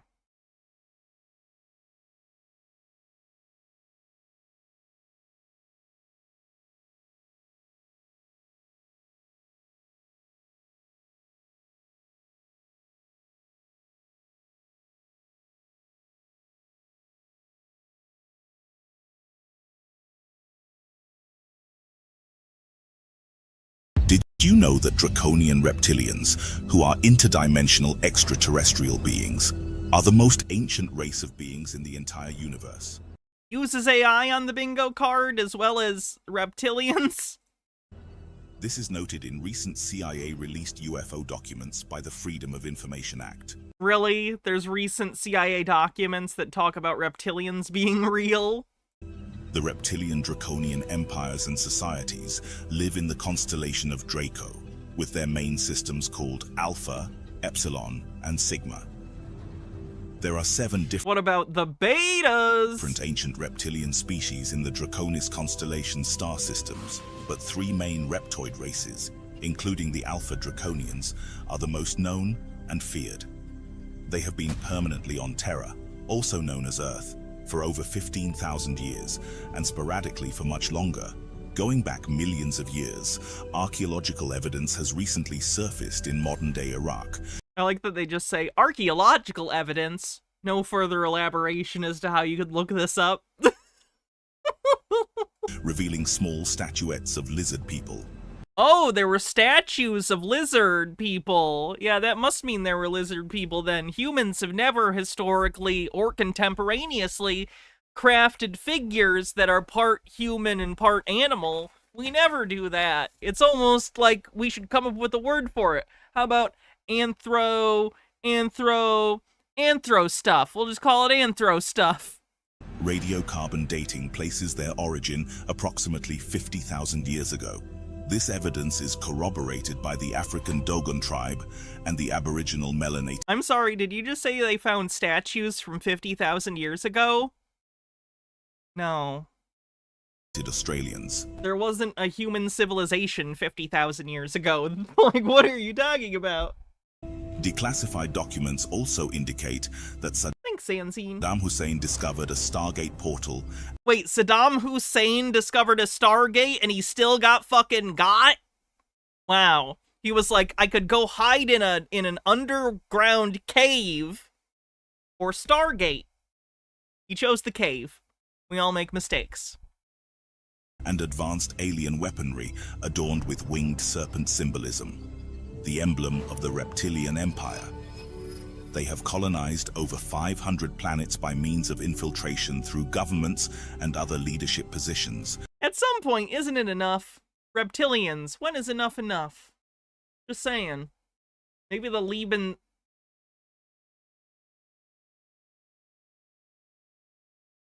And have a presence. I'll have you know, I was gonna make a pun about lizards and Lebensraum.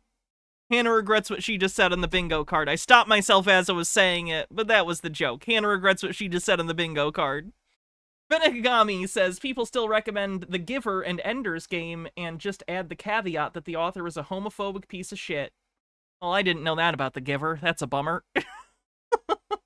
On thousands of planets. Their 3 homeworlds. Twist, the Stargate just went to that hidey hole under the ground. That's just the one place the Stargate could go. Looks cool, not very helpful. Are Thuban Anwar. Why does this, how do I put this? I feel like the AI he used to generate this image was trained on furry porn. I get the vibe that this lizard was constructed by the AI using a lot of lizard porn. Bravo needs bacon. Thank you very much. The Alpha Draconian Empire's main and most ancient. Oh, yeah. Yep, again, porn. Homeworld, Tifon Jansar, located in Sigma, and Grumium Eltanin, located in Epsilon Draconis. Many reptiloid species, like the Chiakar, Nagai, and Mazarek, for instance, feed off etheric substance as well as flesh and blood. They feed off all mammal species and consume live flesh blood, and both sources of nourishment are, in fact, intrinsically linked. It is easy to understand when you consider that flesh and blood have low etheric frequency, especially when doesn't mean anything. There is no ether. Imbued with the vibration of fear and pain experienced at death. This is also another reason why reptilian invaders work at hidden agendas to maintain a certain level of grief, starvation, destruction, and despair. There is also a very strong reason why they do not want to let go of the ownership of Earth, also known as Terra. Adrenochrome, a substance produced Adrenochrome on the bingo card. on Earth by children submitted to extreme pain and fear, and This isn't true. This is something that gets brought up in the QAnon conspiracy theories. It was also mentioned in Fear and Loathing in Las Vegas. Not really a thing. Not really a thing. You can make it, but it's not a recreational drug. Not fun to take, and it certainly doesn't do any of the things the conspiracy theorists claim it does. Also, you don't get it from children. You synthesize it in a lab. Profane Priestess says, the Venus of Willendorf is one of the oldest sculptors known to anthropologists. It was, we think, a depiction of a fertility or maternal goddess. This person is claiming, without evidence, that he's found something almost twice as old. Color me skeptical. Oh yeah, they just make shit up. more valuable to reptilians than anything else in the universe. This highly Can't you buy it online? I don't know. prized drug, excreted from the human body through a needle that you place in the left eye or back in a vertebra of the spine, gives them a kick. It helps their body cells regenerate and also benefits in the shape-shifting process, which lasts longer. Wait, they're shapeshifters? Did that come up? This is the main reason why Terran Earth abductees are trafficked by extraterrestrial reptilians disguised as organized crime societies such as corrupt governments and cartels. This is the main reason why Earth abductees never return, especially children being used as food or slaves. They also abduct female beings on a large scale in order to create hybrid offspring to be sent away to other colonized planets. Why? Why would they do that? That doesn't make any sense. What would be the benefit of that to them? Or otherwise, these offspring become powerful members, infiltrated in the main leading societies. Here are the currently recorded various species of reptilian species. I'm just trying to think, let's imagine this for a second. If I'm writing a story, and in that story, you are having an alien invading race kidnap people to interbreed with them to create offspring that are a mix of the like Earth race of humans and the aliens, and then you have generations of like reptilian human hybrids. If I'm writing the story, I'm already thinking sociologically that's going to cause issues within reptilian society. Like, how are the full-blooded reptilians going to feel about the half-blooded reptilians? Are the half-blooded reptilians, any of them, going to feel some sort of kinship with Earthlings and bring to the table, like, issues of ethics regarding this? It feels like this person doesn't think about the implications of what they're saying at all. I don't know. Alpha Draconians of Chakar. These reptilian beings are the master ancient race of all reptilian humanoids. They originate from the Thuban star system, or Alpha Draconis, which is 215 light-years from Terra and was formerly your pole star. They are sapient reptoids who were dumped here by another vastly superior reptilian race, the Tiamatian, from another dimension. Tiamatians. Ah!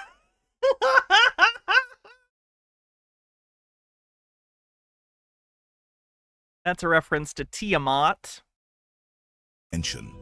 Their original homeworlds are named It's a D&D thing for those that don't know. Lokas and Talos. Fennikagami says, for clarification, I was talking about Orson Scott Carr. I couldn't remember his name, and The Giver got mixed up with something else he wrote in my brain. Gotcha. And the points of entry into our known universe were through interdimensional portals in the zone of the Thuban and Alwade systems. Alpha Draconians name themselves Shakar, and are considered by their technological advancement in warfare as a master reptilian race. You find them also named Dracos or Drax. Their bodies possess consequent coverage in order to protect their skin from attacks, while the upper caste has wings allowing them to travel fast. Quite tall creatures, they are heavily muscular, built and covered in scales. They vary in color, but their hues are very heavily melanated, which makes their safari desert home worlds the perfect environment with 7 bioengineered dwarf suns. Bioengineered dwarf suns. Also, I'm assuming they're cold-blooded? Are they cold-blooded? They're reptilian. This is known as the most violent, Tiamat is a Babylonian water god. I'm assuming that they're not referencing that. I think whoever wrote this is referencing the D&D Tiamat. Tyrant warmongering race out Could be wrong. I just don't think they got that deep with it. I think they pulled it from the Tiamat of D&D fame. of all the reptilians. It is also key to know the way you can tell a Chikar is by them having He did say bioengineer. A sun isn't biological. I love when you guys point out shit I miss, because there's just so much weirdness coming all at once. I miss things like that. Yeah, you can't bioengineer a sun. It's not alive. Except in the rings of Akaten. wings and stronger upper and lower bodies. However, through the mass expansion of cosmic history, there are countless Draco reptilians who left their homeworlds and draconian culture over millennia and saw higher You're all safe with Hannah as our reptilian queen? Yeah. Definitely. Definitely safe. Happened successfully. vibrational ways of life and joined the Galactic Federation of Worlds to fight the Empire. The most popular reptilian draconian known throughout the cosmos was Tiamat. What good writing. I made an evil empire and I called it the Empire. Draconian dragon Are there rebels just called the Rebels? queen of Orion. She was a reptilian princess who first Oh, that was Star The Wars. most popular reptilian draconian known throughout the cosmos was Tiamat, the draconian dragon queen of Orion. She was a reptilian princess.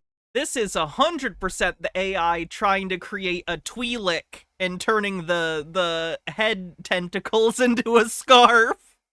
The AI is 100% pulling from Twi'leks for this shit. Ugh. Princess who first saved a group of Lyran race beings from the Draco's takeover of Avion. Later, she was gifted a planet, and that a piece of that planet would one day become Earth, or what other extraterrestrials She's a queen and a princess. Deal with it. called Terra. Evidence of this can be found in the Enuma Elish. You don't know how their monarchy works? She then birthed a unique hybrid race of beings known as the Anunnaki Royals of Nibiru. These Nibiru on the bingo card. I don't even think that's on there anymore. half-Lyran and reptilian beings would genetically modify and mix their DNA with modern humans millions of years later. The Chiakar Empire and the ruling elite sees Earth and Earthlings as a source of nourishment for trade and slavery, so they do not particularly have patience. I never understand this. I feel like if you can create spaceships that can go faster than the speed of light, I think you can create robots or something. I don't think you have a need for fleshy biological slaves. I feel like that's inefficient. Like, taking the ethics out of it, because they're aliens. Let's even assume they don't have ethical concerns. Is it the most efficient thing to go take over planets for labor? I don't know. I don't think that tracks. Or love for humans. Although it is often believed that a warrior race is not intelligent, the Draconians make Who says that? Are we making up stereotypes for space? an exception to this rule. They are expert geneticists and have engineered and modified many biological species that we know today, including the Orion Tall and short grey aliens, who are technically cloned plasma, non-bio life forms. They're cloned plasma non-biological life forms. That means nothing. You can't clone plasma. Plasma's a state of matter. Cloning is something you can do with individual biological life forms that reproduce. You cannot clone plasma. Unable to procreate. For thousands of years, the race of grey aliens were cloned and engineered by the Reptilians and became slaves to the Chiakar. Reptilian Draconians possess either 3 or 5 long-clawed fingers with an opposable thumb with talons on the ends, a large inferior jaw, holes for ears, and large eyes. Their genitalia are hidden by a flap of skin. Oh, good. I was worried we wouldn't get lore on their genitals. Thanks. Glad I didn't click off the video like I was gonna. We almost missed the good part. Finikagami says the alien conspiracy theorists never understand how advanced a feat FTL travel is. No. You basically, if you can do FTL travel, energy is limitless for you, effectively. It means that you can do pretty much anything. They wear very little clothing except Yeah, clones on the bingo card. for extra armor, often seen with a belt used as an invisibility device. They are cold-blooded and need an adequate environment to maintain their body moisture and temperature. Nonetheless, their scales protect them from moisture loss, larger and thicker on their back. They are also fitted for space travel due to their ability to hibernate.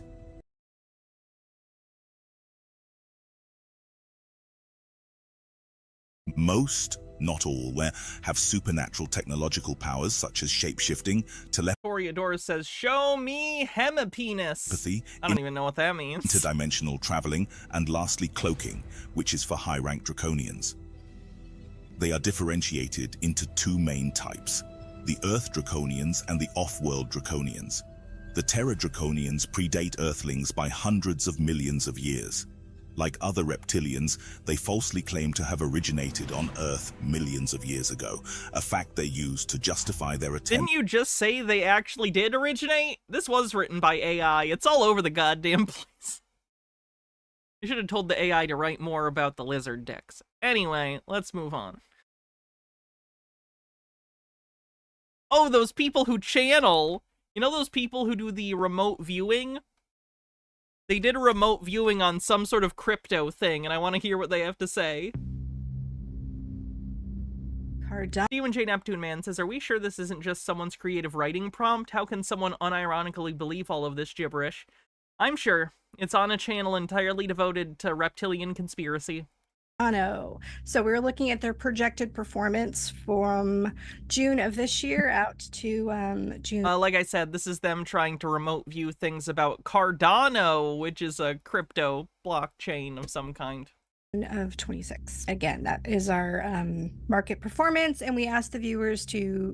Amber says, in brief, to satisfy my autistic hyperfixation, in Babylonian myth, Tiamat was the primordial deity who represented the sea and other salt. According to myth, her union with Abzu, the personification of pure water, produced the first gods. She was later slain by Marduk, the patron deity of the Babylonian city-state, and he forged the material world from her bones and flesh. That's pretty awesome.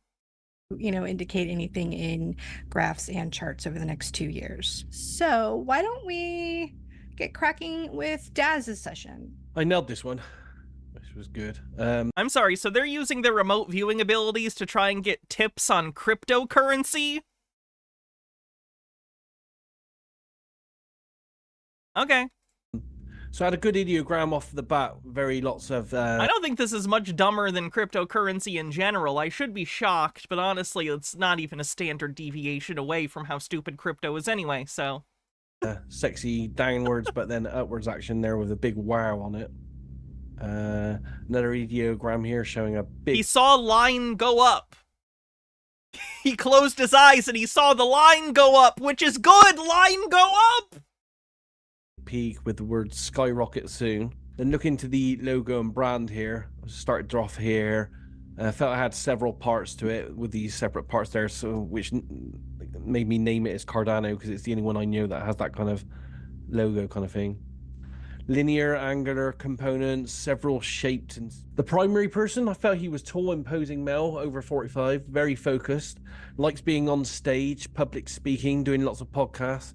He's a visionary. I feel he is really looking ahead and can see the future potentials.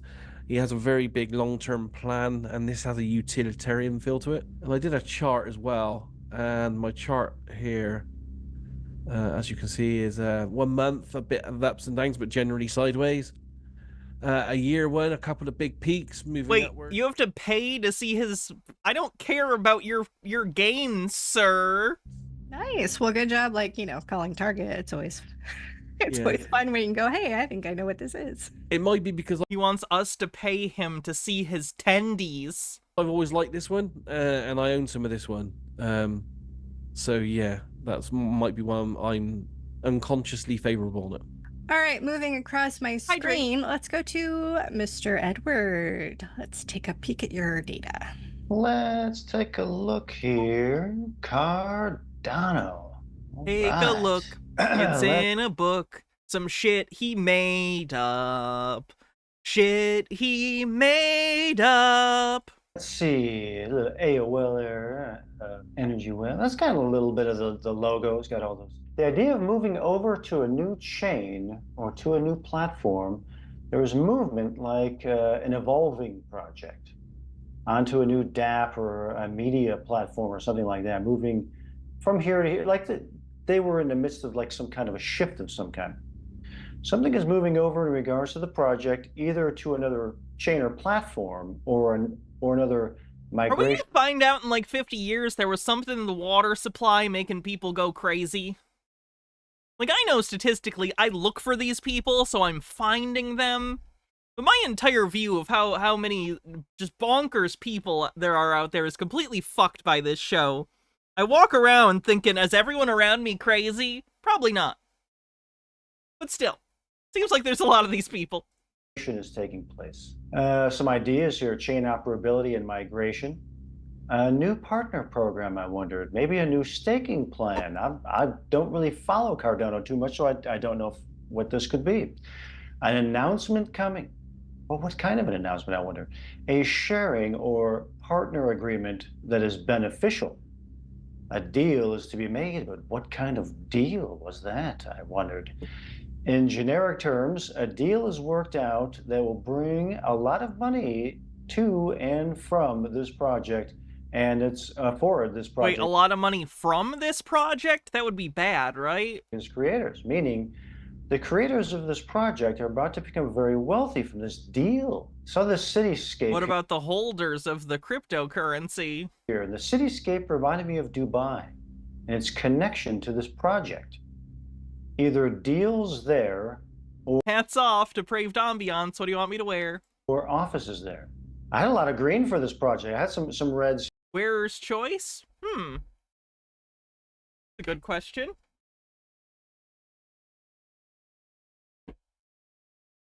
I don't want to just keep wearing this, because that's no fun.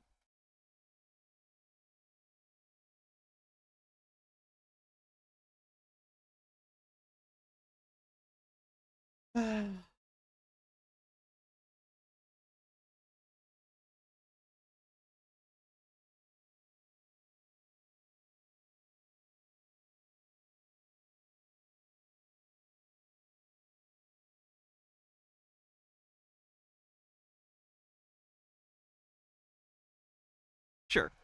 Why not? We'll go with that. Ignore the hat hair. I'm a judge, you're fucked.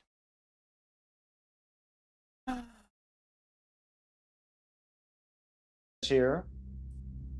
Let's see, 30-day green. We'll see how it goes. Some selling off here. Looks like.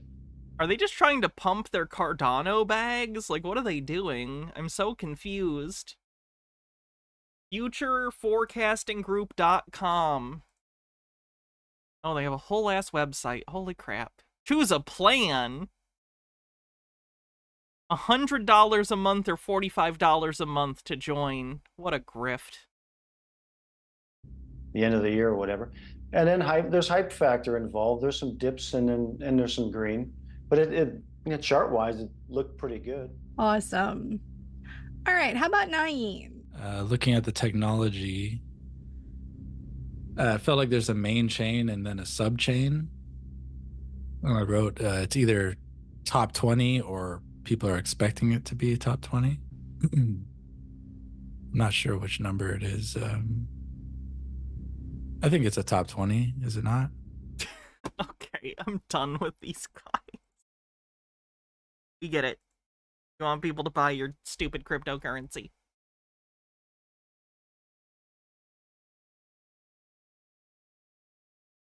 What will we do next? Try this. What's this? Someone with some kind of, I think, free energy device? Doesn't exist. I'm pointing to the instrument. That's a scalar energy instrument. If you look closely, there's no moving parts. It's not a motor. The motor is the stars. This energy captures the energy from the stars. That captures sun energy.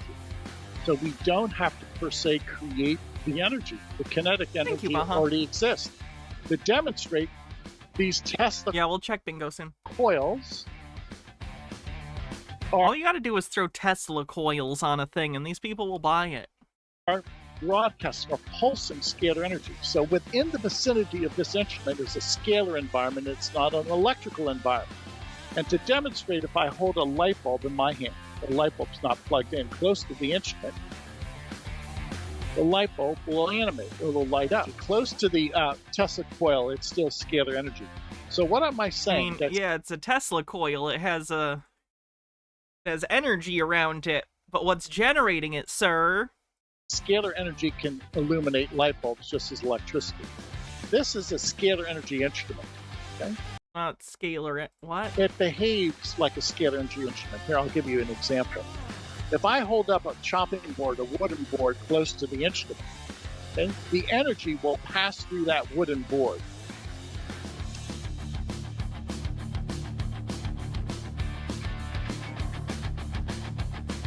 But that's not... Yeah, it's not lighting up as much because it's partially insulated from the field by the wood. Okay. That's not typical of an electrical instrument. This is scalar energy. At the end, we'll give everybody in the audience 15 days of free sessions. Oh, cool. I always give away 15 days of free sessions. I like giveaways. Absolutely. We're live. I want to thank everybody for being here with us. I have Tom Palladino with us, and we're going to talk about some incredible technologies. It's like Tesla technology. It's called scalar light. Just to give you a quick background about myself, Tom. So many years ago, I got into pyramid power. I was like, this is pretty dang cool, man. Pyramids, you build them to Cheops specifications, you align in magnetic north, and they, it seems like you can put food under there, it lasts longer, the razor blades stay sharper longer. And I was doing experiments. I was making cardboard cutouts, I was having a blast, then I was getting into the bigger stuff. But what I really found fascinating was the Tesla technology. I saw a pyramid once that it looked like it had light shooting out of the top of it, and Were you in Las Vegas by chance? I don't know if that was scalar energy or what, but I was so fascinated with it. I started to study radionics. I'm sorry, does he unironically mean I was making a joke? Did he see the fucking Luxor casino and thought it was magic?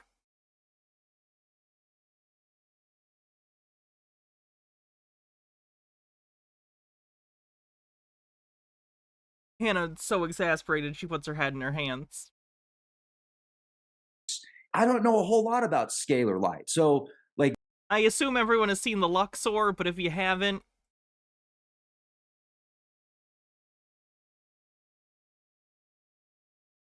it's a big pyramid, and it lights up at nighttime. Like Egyptian themed.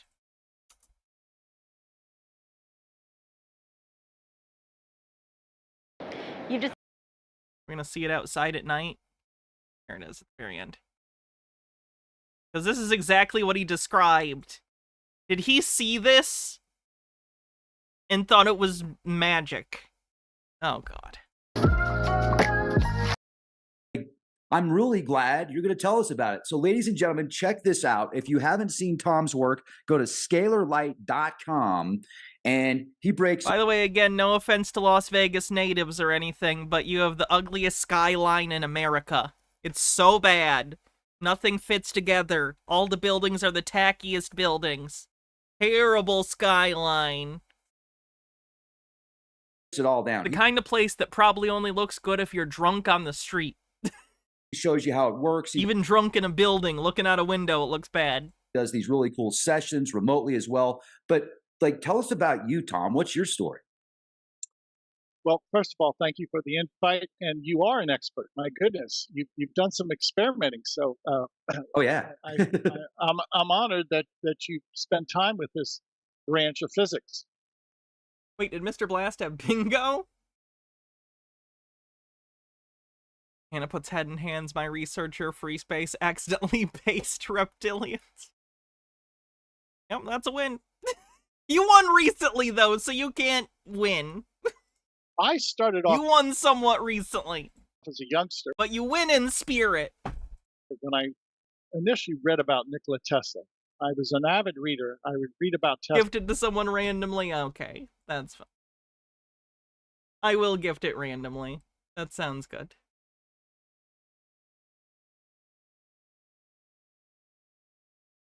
We will let one more person be a winner, though, because Mr. Blast has won recently. Tesla, and I knew Tesla was a But I did gift a random sub, and it went to Dave62702.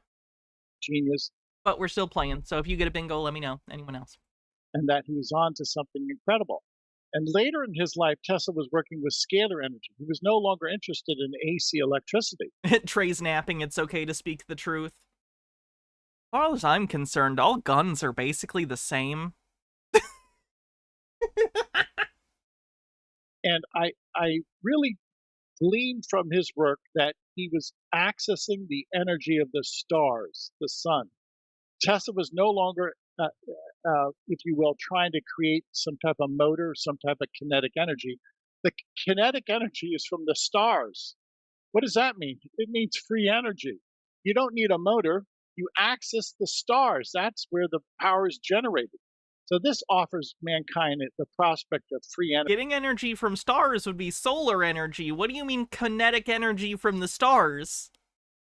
The stars don't give off kinetic energy. They give off other kinds of energy. Energy, clean energy. Frankly, I don't know why the world hasn't awakened to this prospect yet. Imagine what would happen if the world had access to free energy. What would happen to the corporations and the control structure? It would change There's literally no such thing as free energy. The laws of physics do not allow it. a bit. Oh, dramatically. Well, this is where I'm headed to. I'm a private researcher, but I've developed energy instruments. These are instruments in my laboratory that I can control that energy of spectrum, which is so important. When you're working with scalar energy, it's a different physics. It's not electricity. And with this energy, it has greater potential, much greater potential than that of electricity. So I'm saying on record that scalar energy someday will replace the electrical grid. It has to. It has to. I wonder if our ancestors, if the ancients, had that access to those technologies. And ancient wisdom on the bingo card. That's why we don't see like evidence of a bunch of smoke where people had to start fires in the pyramids to keep light or something like that.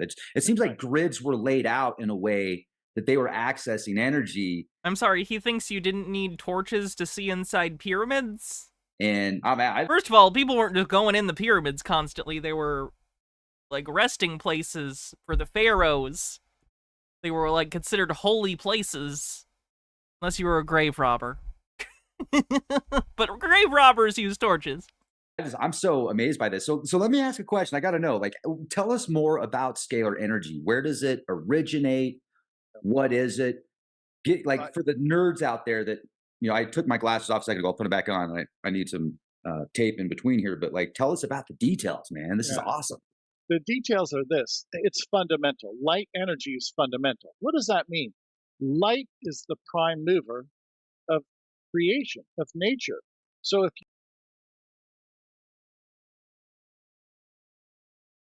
you want to have a mandate, some type of control over nature, you do it through light.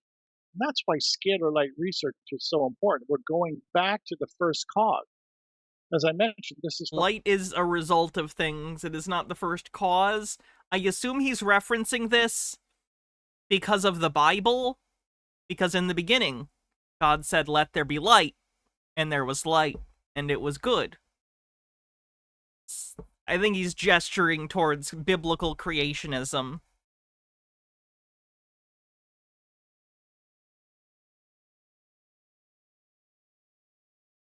From the sun and the stars, I believe this energy is directly from God. Only God can create the stars of the universe. There it is. Called it. Trying to see... I think this is an outright grift because he has a whole website and he's selling stuff. Look, they have a 15-day free trial. Yeah, I think he is fully aware that he is selling bullshit, but he's selling it to a particular crowd, and he's trying to paint a narrative that vaguely references other conspiracies or kind of woo-woo beliefs, like young Earth creationism in this case. Screaming at the Radio says, the irony in all that is that yes, we get way more energy than we need per square meter from the sun. The problem is not the quantity of available energy, it's how we use the energy we have. And to marshal all... free energy, but he's selling it? Well, you gotta start somewhere. All that energy, control all of that energy, and trillions upon trillions of stars throughout the universe. The key to my research is that I can access scalar energy and now I can perform work functions. I can demonstrate that this energy is no longer theoretical, it has practical application. Okay, I want you to put on a live stream and show me how it works and what the power source is, and then I want you to plug it into an electronic device like a refrigerator and have it run continuously for a week. Go! And I've been doing that with great success with people around the world, even animals. We'll get into that. So this is not a theoretical approach. These are scalar energy instruments behind me. These are functioning instruments. I'm pointing to the instrument. That's a scalar energy instrument. If you look closely, there's no moving parts. It's not a motor. The motor is the stars. This energy captures the energy from the stars. That captures sun energy. So we don't have to per se create the energy. The kinetic energy already exists. I'm guessing there's literally just in the back a plug, and he literally plugged it into the wall. And that's it. Like, I think it's that simple. Like, you can literally see some plugs off to the left. You can't see it because it's slightly off screen. But you can see some plugs right over here. Hold on. Let me show you. You can see some plugs over here on the left. I would not be surprised if one of those plugs is literally the machine. I'm not saying it definitely is. He also has a fan there and a light. I'm just saying, I wouldn't put it above him to literally just have it plugged in the background there and assume no one would care. The demonstration. Steve with the Q says, maybe it's plugged into a solar panel, so he's technically correct about using the energy of a star. That would be funny. Great. These Tesla coils are broadcasting or pulsing scalar energy. So within the vicinity of this instrument is a scalar environment. It's not an electrical environment. They're Tesla coils. It's an electromagnetic field. And to demonstrate, if I hold a light bulb in my hand, the light bulb's not plugged in close to the instrument, the light bulb will animate. Nerdy says, fun fact, scalar is totally a thing in physics. Scalar energy, not so much. It will light up. So that's free energy coming from that Tesla coil. Now, if I can do that with a light bulb, I can do that with a force field of a person. What? I never work with people. I work with the energy field. So what I'm about to describe is not a biological process. It's an energetic process. And the way I work with people through this instrument is through a photograph of a person. I never work in person. I work with people who have, if you will, energy fields attached to their photograph. Everybody has if you will, a force field on their photograph, just as I have a fingerprint. So if I hold up my photograph has an energy field. I literally print out photographs and place them inside this instrument as such. Oh, I've heard of this guy before. I've heard of this guy. Oh my god, he's still doing this scam? Holy shit, I didn't realize until the photograph thing who this was. I've heard about this guy before in other people's anti-conspiracy videos. Yeah, he thinks that you have an aura and that the aura is present in any photographs of you. So he claims he can do all sorts of weird things to your energy fields by putting your photo in this box next to his scam machine. Toriador says, what is Brent Spiner trying to sell us? Crap. Now, once my photograph or anybody's photograph is inside that instrument, there is an interface with their energetic field, their force field. Now, we're not speaking about the biological person. We're speaking about the aura or their energy field. So this is Tesla technology in which we're keeping it at the level of information. My instrument is an informational instrument. I don't work at the physical level. I don't work at the biological level. Now, what's the key? If I can work with disease signatures on a photograph, now everything is intelligence, information. If I can work with the information of a disease, I can negate the information through the force field. I never touch the biological field. I never work in the biological field. This is stupider psychic surgery, and psychic surgery is already silly.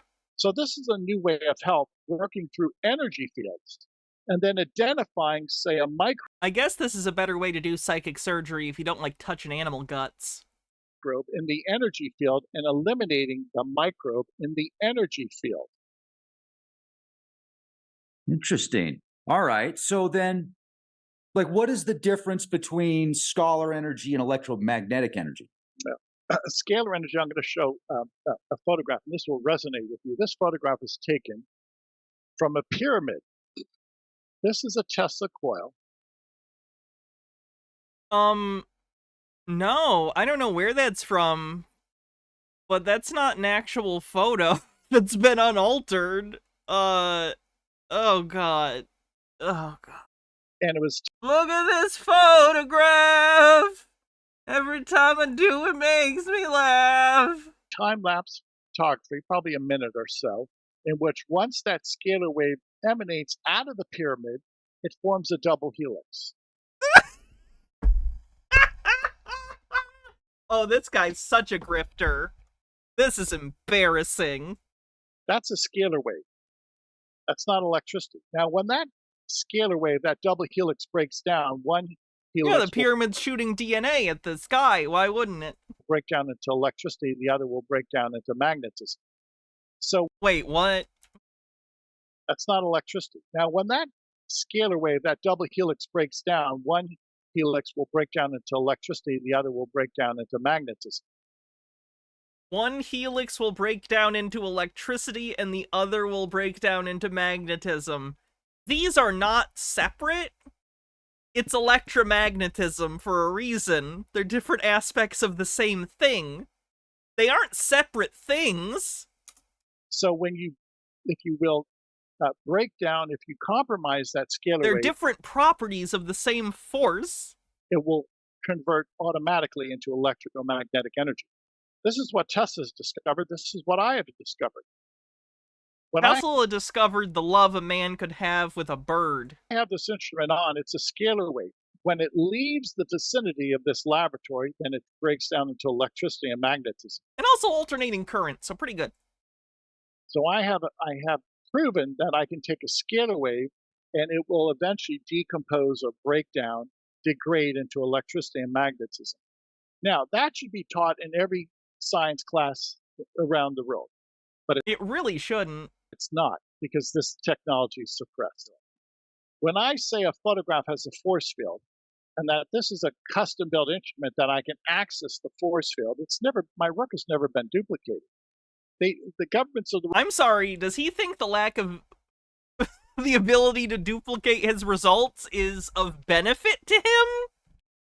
That makes him look good? My results are entirely unreproducible. Oh.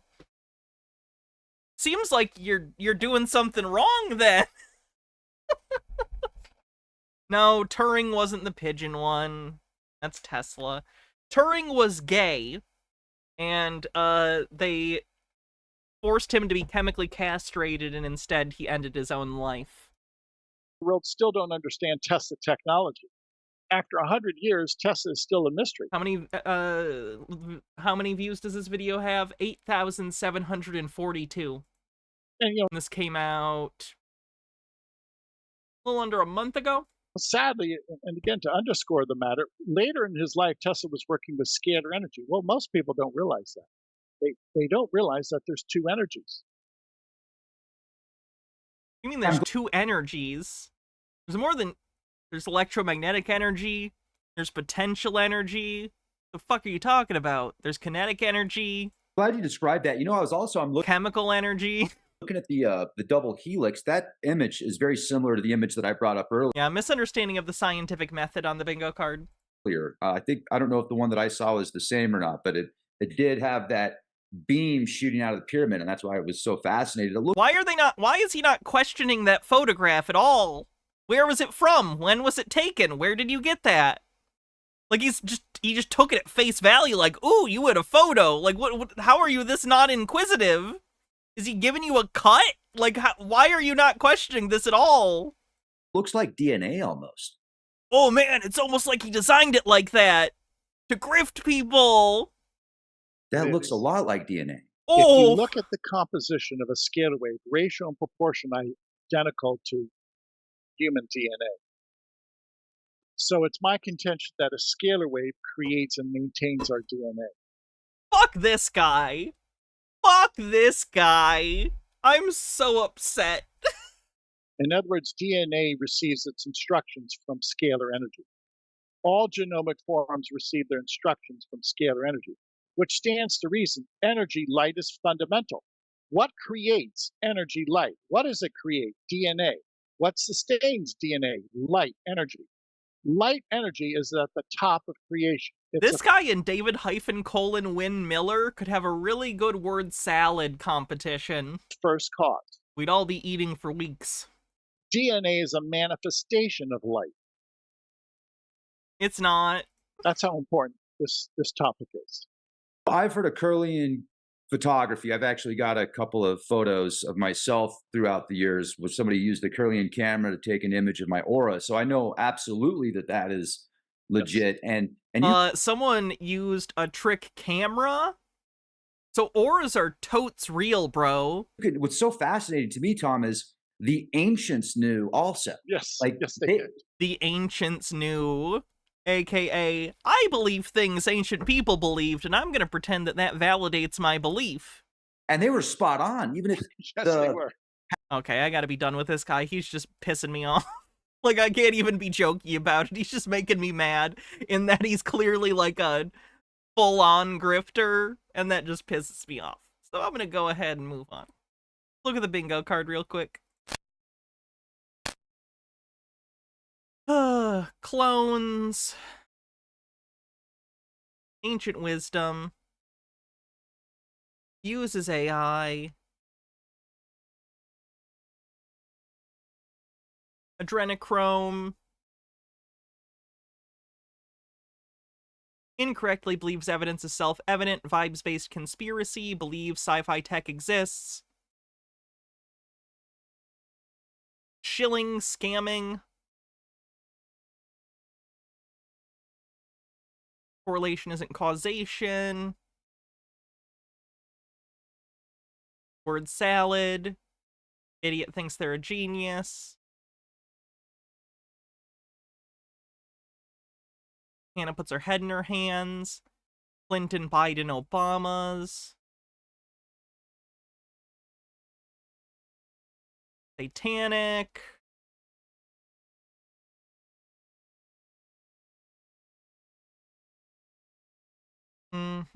Atlantis.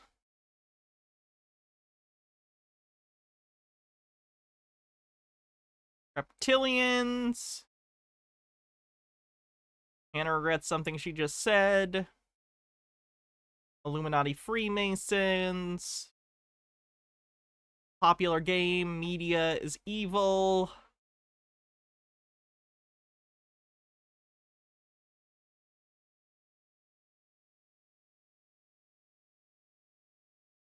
Misunderstanding of the scientific method. Depraved ambiance with a bingo. I'll take a look.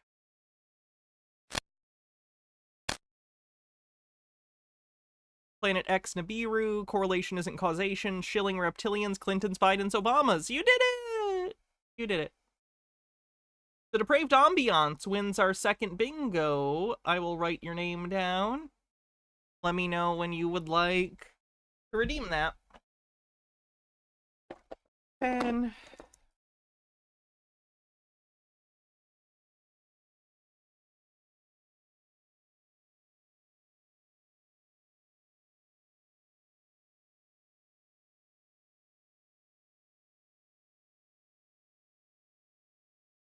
All right. That's our bingo winner. Bring in the next case.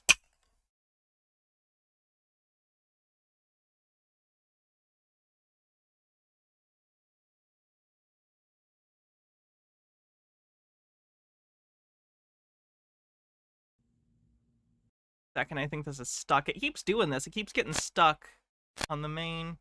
There we go. A thing on this? Hi, everyone. In the 1992 spring and summer catalog from JCPenney's, they are clearly playing in our face. On the cover, you have this grown man gripping this child with his man claws here in his big old arm and hand. But transphobia / transvestigation on the bingo card. This is a Sears catalog from the 90s or something. She's she is interesting. Her obsession is incredible. What I really want to She must genuinely, every moment of the day, see secret trans people everywhere that aren't real. Interesting. You. If you're familiar with my channel, you've seen this before. This is the FBI recognized She's wrong, it's not. She fell for a hoax from 4chan. Pedophilia symbol for boy lover. So this is one of the symbols. Let's call them metaphiles. I'm not sure what I'm allowed to say on YouTube. This is, I mean, not lying or getting stuff incorrect would help. But no, this isn't true. This is a thing conspiracy theorists got bought into. Again, it's like a 4chan, like, hoax that a bunch of conspiracy theorists fell for. Is a symbol metaphiles use to communicate their interests. And this is recognized by the FBI, this symbol right It's not. Here for boy lover. And this one is for little boy lover. It's not. We've seen these. Again, these are generic shapes. Logos on many things, restaurant logos, store logos, corporations. It's almost like people on 4chan picked them specifically because they're vague enough that you could see them everywhere, because people on 4chan are awful people that want to mess with mentally ill people. Etc. Check out the outfit from the 1992 JCPenney's catalog featuring these symbols all over them. I'm on page 556 of the spring and summer collection from JCPenney's, and I wanted to show you that there's this shirt with really fun colors and pedo symbols all over it. I don't even understand the thought here. Like, so in this case, it's not even being used for secret communication between people. It's just genericized to the point they're putting it on clothing. So at that point, it's completely useless as a secret language, isn't it? If you're just putting it everywhere. You know what I mean? I'm like speechless, and I'm tripping over my words right now because this is just ridiculous. Here we have the, in bright blue right there, pedo for boy, symbol for boy lover. And you have the FBI recognized. Again, it is not FBI recognized. This lady needs help. Pedo swirl there for little boy lover. It's all over this shirt. Like, I wonder if the people in her life, like, she must have brought this up to them at some point, right? Has she just alienated herself from other people to the point that she's not getting help, or is she refusing help? And if that isn't bad enough, they have an entire page of matching pieces so you can mix and match your pedo outfit for the week. Literally just an outfit with, like, random shapes on it. You have a dress with those symbols all over it. Just to refresh your memory, that's what they look like. And here they are all over this dress. Okay, so some poor kid in the 90s was walking around in this dress. Some poor adult woman in 2024 is looking at this random outfit from 30 years ago and coming up with insane conspiracy theories about it. I'm very exhausted and disheartened at the amount of mental illness I watch as part of my job every day, and I just continue to see people not get help that they need, and I see the problem worsen on a weekly basis. And more of the population seemingly falling for narratives that began being, like, conceived of in people's mental illness. And that's pretty maddening in its own right. You can get these ugly elastic waist shorts and wear pedo symbols on your shorts. And again, they're just shapes. They're just shapes. Your ensemble here, you can get these elastic waist 90s looking pants with those symbols all over it. Or if you really want to be cute, you can mix and match. You can wear leggings with pedo swirls all over it and match it with that dress for a truly 90s look. But yeah, this made me really mad because, you know, Penny's is just playing in our face. And they never assumed that 30 years later somebody would be going through this catalog. And now that we know what the pedo symbols are, I'm calling you out. You don't. You fell for a hoax. JCPenney's. I would like you guys to share this, tweet it, do whatever you need to do, but I want JCPenney's to see that we're not stupid and we know they sold clothes with the pedo logo all over it back in the 90s. Now, don't worry, adults. You can also wear the pedo logo. Here's the pedo. It's a spiral! For fuck's sake, you might as well say it's a Dreamcast shirt.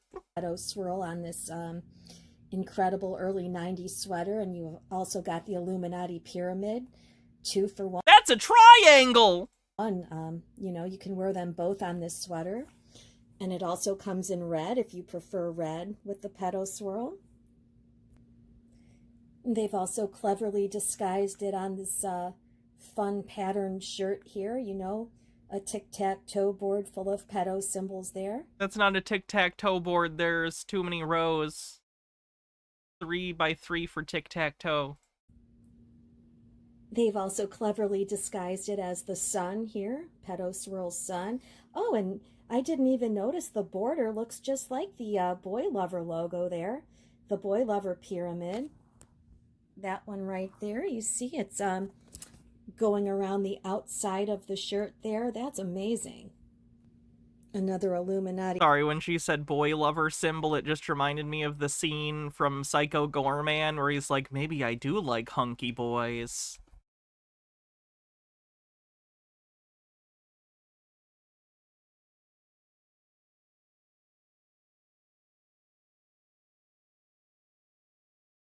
Petty displays of wealth. How can your short lifespans allow such narcissism? Yeah, but look at all the hunky boys. I do not care for hunky boys.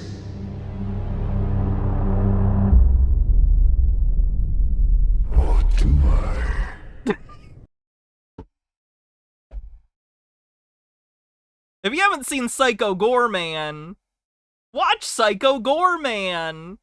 If you're a fan of, like, wet puppets, 80s horror, creature features, it's a lovely send-up and genre love letter to all of those things. So please watch Psycho Goreman. It's excellent. I do not care for hunky boys. Or do I? What a bicon. Psycho Goreman. Bicon.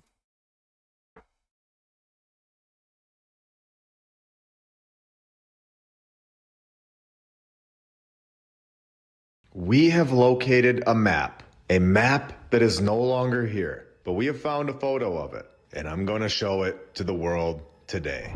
We are given a mainstream narrative, force-fed a narrative from day one, and on average, given more money for the rest of our lives if you continue through this indoctrination program. I mean, yeah, if you get more training, your skills are theoretically more valuable in a market. Yeah?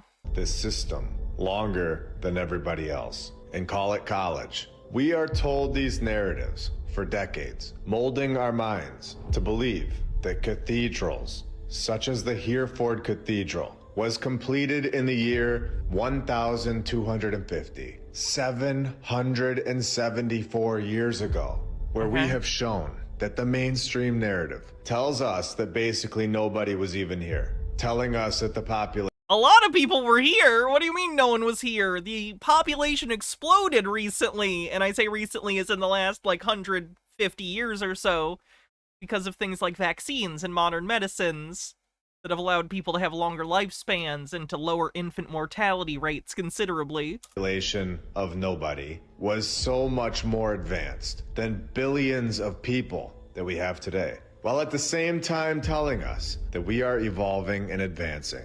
A population. They weren't more technologically advanced. Of basically nobody, knocking out palaces with zero training programs, no lights, no power tools, nothing. And then these palaces. Not a single luxury like Robinson Crusoe, as primitive as could be. Are here before us today, looking better than ever. Looking better than anything we construct today. Go inside one of them, and you will feel its presence. That they are much more than we are told. We are given... You'll feel its presence. Remember when they used to, at least, I feel like when I started this show, conspiracy theorists used to try to justify their statements more. I don't know if anyone else has noticed this. I've been doing this for years now. When we first started, conspiracy theorists would try to make an argument like, here, this, and this. This is why I believe this. They don't even do that half the time anymore. They just go, don't you feel it? Fuck me. When did they give up on having any sort of rhetorical anything? They just believe it for the sake of it. Ah!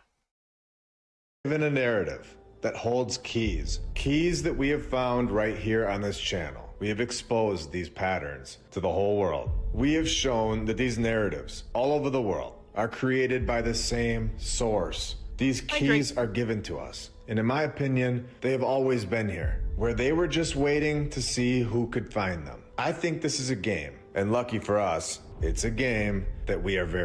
Dillis Filler says, off topic, but I've been watching The Expanse lately, and I definitely recommend it if you haven't seen it. I haven't seen it yet. Someone sent me this like a year ago, and I still haven't gotten to it, but I do have it. Plan on getting to it eventually.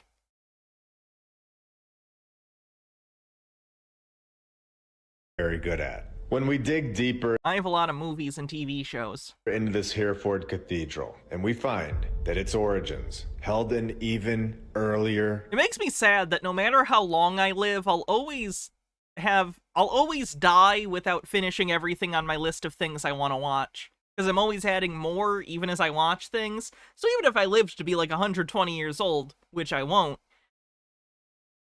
I'd still have movies I haven't seen. Like, it'll be like, I don't know, Batman 34 or something will be out, and I'll be like, I want to see that new Batman movie, but in an old lady voice, and then I'll die. Church, where the new church had a very short life, of course, for it was plundered and burned down in 1056. It was not, however, destroyed until its custodians had... I kind of hope... I don't believe in ghosts, but I kind of hope they're real just so I can sneak into movies as a ghost for free. Offered vigorous resistance. So we get the fire nod, and now we know that it's time to go deeper and show that this could... By the way, I will not be haunting a house. I will be haunting my Blu-ray collection collectively. So my soul will be split amongst all 3,000 items in my collection, and if you're lucky enough to get one, hey, maybe 1/3,000th of my soul will torment you for a while. That sounds fun. Cathedral was built by an extremely advanced civilization, one that we are not being told about, one that constructed these incredible structures all over the world. A population that was much bigger than what we have today. A population that didn't ride around on donkeys. They fully understood how to construct a You're acting as though the two things are mutually exclusive. You can build cathedrals and ride donkeys. palace that lasts forever. After hitting... It's so funny to me how the Tartaria people will regularly shit on, like, horses and stuff, as if beasts of burden were not a huge factor in our ability to create society. As if, like, horses and other beasts of burden were not instrumental in agriculture, and then even industry later in transportation. Like, hello, they do a lot of work. They turn oats into work.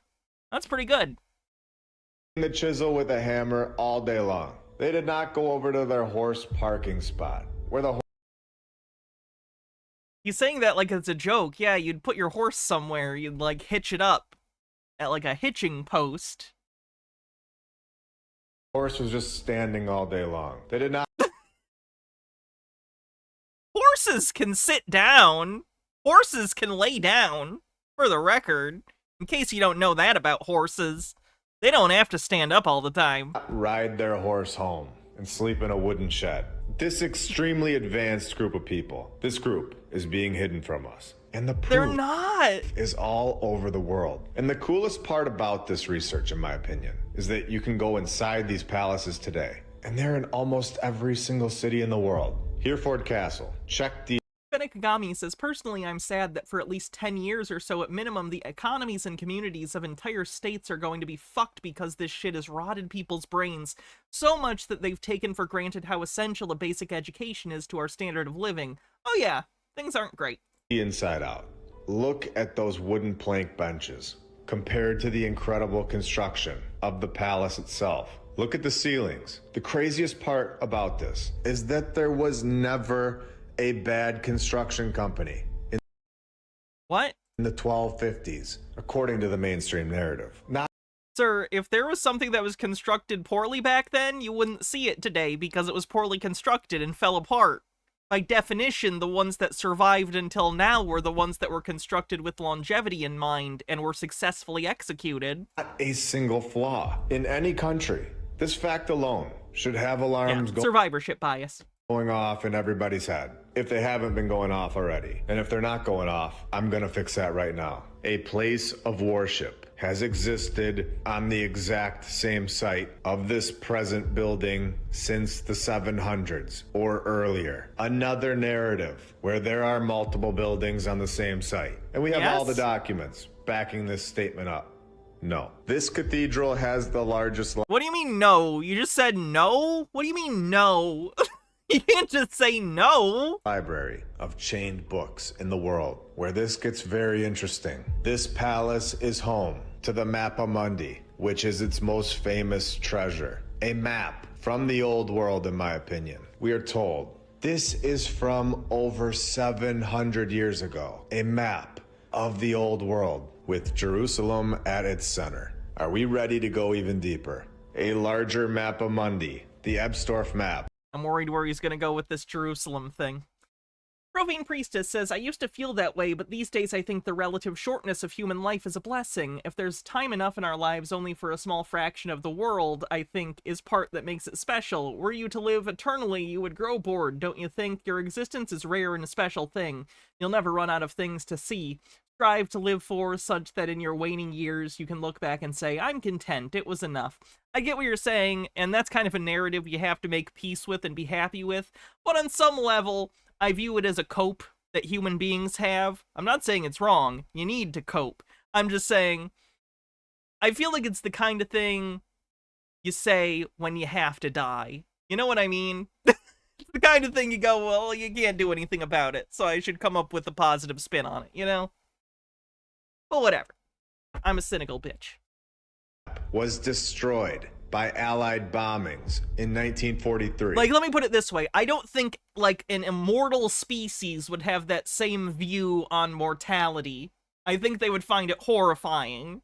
I think that we are able to construct narratives about death and mortality that end on sort of a content or positive note because we must, because we have no choice. But I don't know, again, I don't know. Though photographs of it survived. Thanks, Carpcosian. How you doing? Now, we can all see how these operations worked. We understand at this point what wars were most likely used for. We are beginning to understand the entire operation at this point. And through hours and hours of clues, repetition from the narrative, a massive amount of clear lies, through 70 episodes, there are less and less. Alex Markle says, shall we upload your consciousness to the internet? Oh wait, we don't want sections of your essence being hacked by chuds. I want to say this. It would be poetic irony for me to somehow get uploaded to the internet as I spend my career looking at stuff on it. But that's not how things work. It would be a copy of me at best. But if that does happen, enjoy the virtual copy of me in the future. I hope it takes care of my stuff. Future robot me, do you have human rights? Do you own my Blu-rays still? What's up? Sitting at the Save that clip. In 700 years, I'll play it and it'll be funny. other side of the table. There are thousands of us right now for a reason. Now, let's take a look at this map. Let's pretend that this is a true depiction of where we live.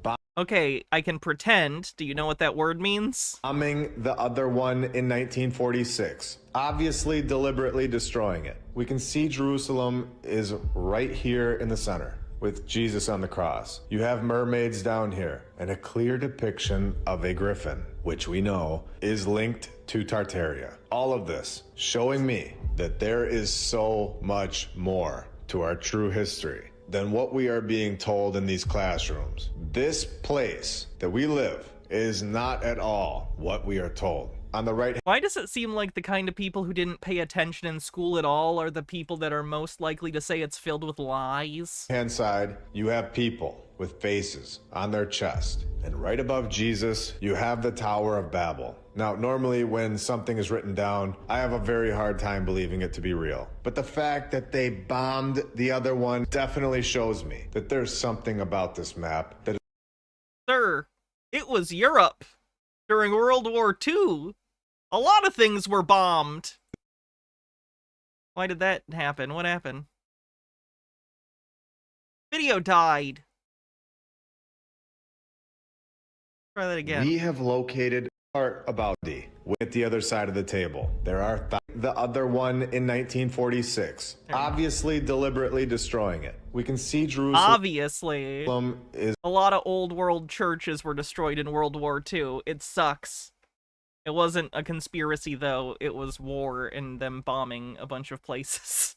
Right here in the center, with Jesus on the cross. You have mermaids down here, and a clear depiction of a griffin, which we know is linked to Tartaria. All of this showing me that there is so much more to our true history than what we are being told in these classrooms. This place that we live is not at all what we are told. On the right-hand side, you have people with faces on their chest. And right above Jesus, you have the Tower of Babel. Now, normally when something is written down, I have a very hard time believing it to be real. But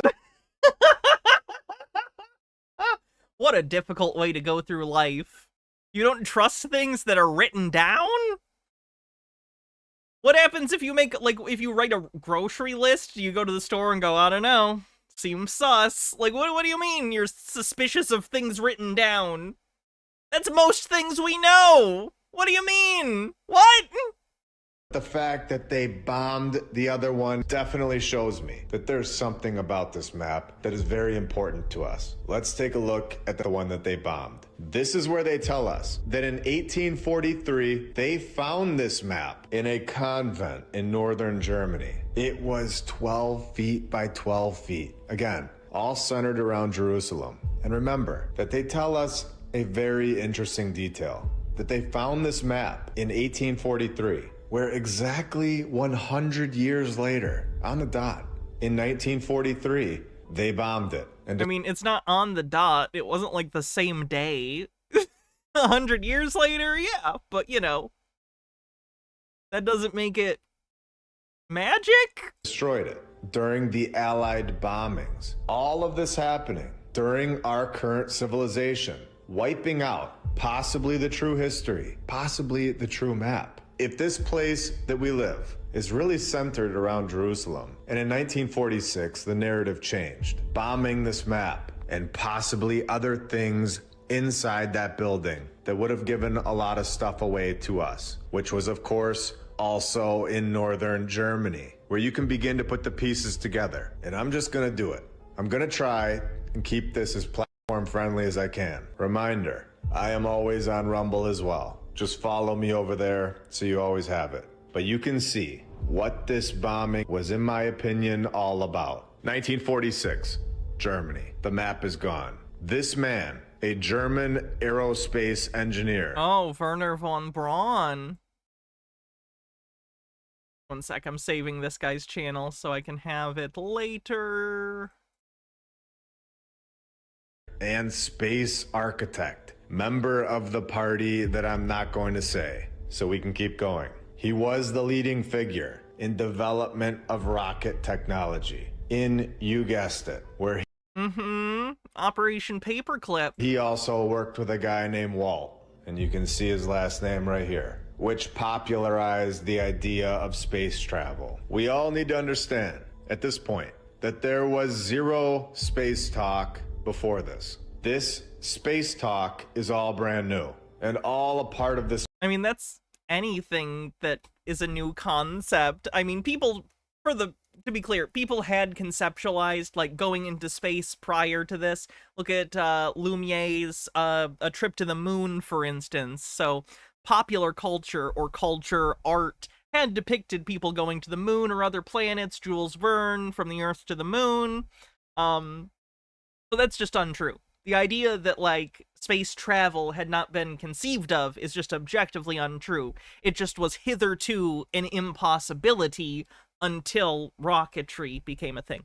This current timeline that we are all in, and a part of this narrative that we are force-fed. So again, 1943 bombed the map where Jerusalem is in the center. 1940. Does he not understand that Jerusalem and Jesus are in the center because it's a map made in medieval Europe? They were very Christian. Before the V2 became the first artificial object to travel into space just 1 year after removing this old world map. The following year. Okay. The two things are only related tangentially in the sense that both are the result of World War II. The V2 was developed as a weapon in World War II, and the bombings were happening as a result of World War II. They're correlative, they're not causative. In 1945, this man was secretly moved to the United States, all a part of an operation. Again, it wasn't that secret. There was like songs about it. Just to be clear. I'll put an arrow too right here. Hold on.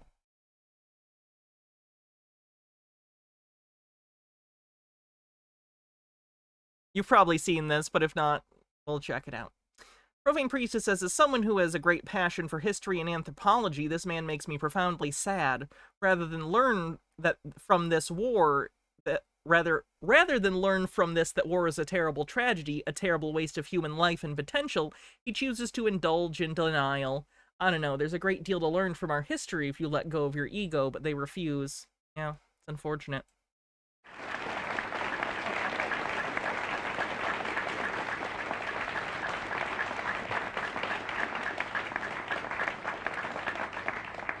Well, speaking of bombs, what is it that makes America the world's greatest nuclear power? And what is it that will make it possible for us to spend $20,000 million of our taxpayers' money to put some idiot on the moon? Well, it was the great, enormous superiority of American technology, of course, as provided by our great American scientists, such as Dr. Werner von Braun.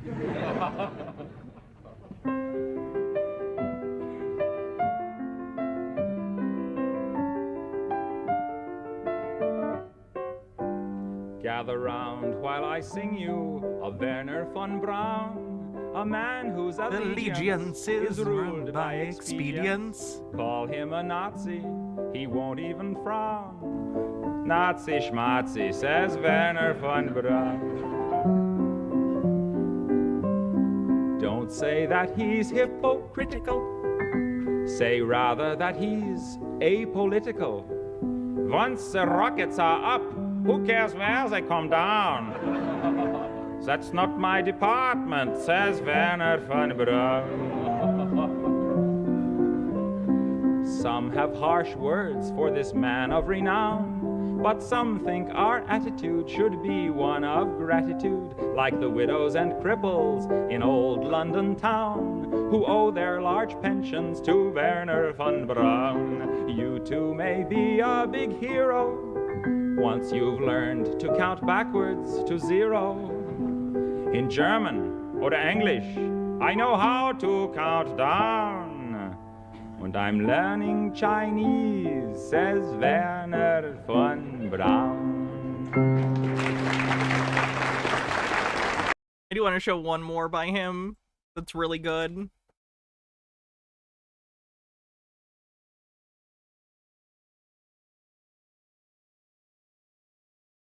All right. A few weeks ago, the American press... This has a very funny line at the beginning that I appreciate as just a semantics joke that comes across very cleverly. All right. A few weeks ago, the American press reported that China had exploded a nuclear bomb.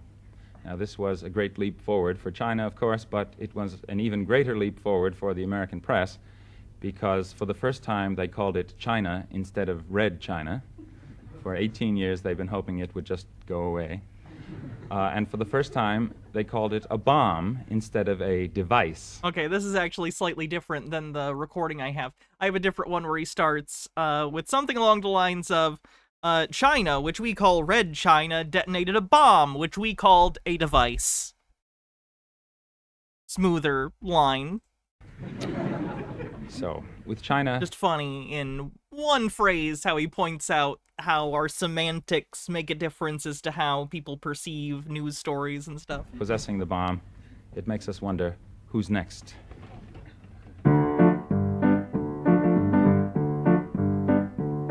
First we got the bomb, and that was good, 'cause we love peace and motherhood. Then Russia got the bomb, but that's okay, 'cause the balance of power's maintained that way. Who's next? France got the bomb, but don't you grieve, 'cause they're on our side, I believe. China got the bomb, but have no fears, they can't wipe us out for at least 5 years. Who's next? Then Indonesia claimed that they were going to get one any day. South Africa wants 2, that's right. 1 for the black and 1 for the white. Who's next? Apartheid jokes. Egypt's gonna get one too, just to use on you-know-who. So Israel's getting tense, wants one in self-defense. The Lord is our shepherd, says the psalm, but just in case, we better get a bomb. Who's next? Luxembourg is next to go, and who knows, maybe Monaco. We'll try to stay serene and calm when Alabama gets the bomb. Who's next? Who's next? Who's next? Who's next? The Alabama punchline still works. 70 years later. Kind of funny. Alright, let's see. I missed a tip. Green guy with a $3 tip earlier said, Hannah, you're 30. Just imagine 50 more years of stupid people and world stuff. Knowing how things in the world should be, you know how to get there. But the half the world working against you, you will run out of energy and be tired. Oh, God, you have no idea. Anyway, so he's good. And just 12 years later, all a part of this timeline that we're in, this was created. An operation to remove our history, to remove a map and give us this new one. We have found evidence, in my opinion, that it is very clear that within this game that we are all a part of, we are not given the true map to this game, which we have shown a few times now. Is it possible that Jerusalem is the true center of our map and has changed hands not as long ago? There is no true center on a globe, unless you're literally talking about it three-dimensionally and you mean the center of the Earth. As we are all told. Welcome to episode 70 of My Lunch Break. I hope you're all having a great day, and if you're new, welcome. So tiring. Alright, before we end, let's see if there's any kind of cleanse or something, shall we? Then we'll call it a night. You know what we haven't seen in forever? Sausage Guy. The Sausage Guy been up to?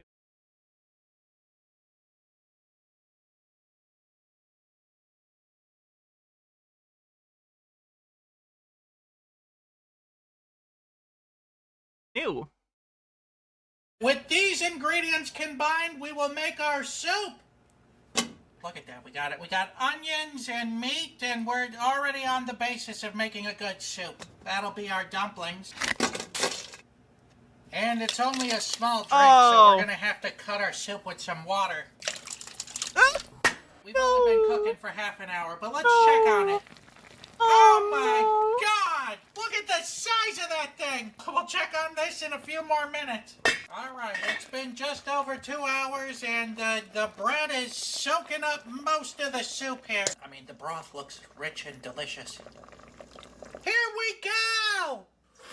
It's not good. Mostly because it just tastes like barbecue sauce. It kind of tastes like cabbage soup. The barbecue sauce is really all I can really taste. Overall, it's just way too sweet. So I'm gonna have to give this soup here a 1 out of 5.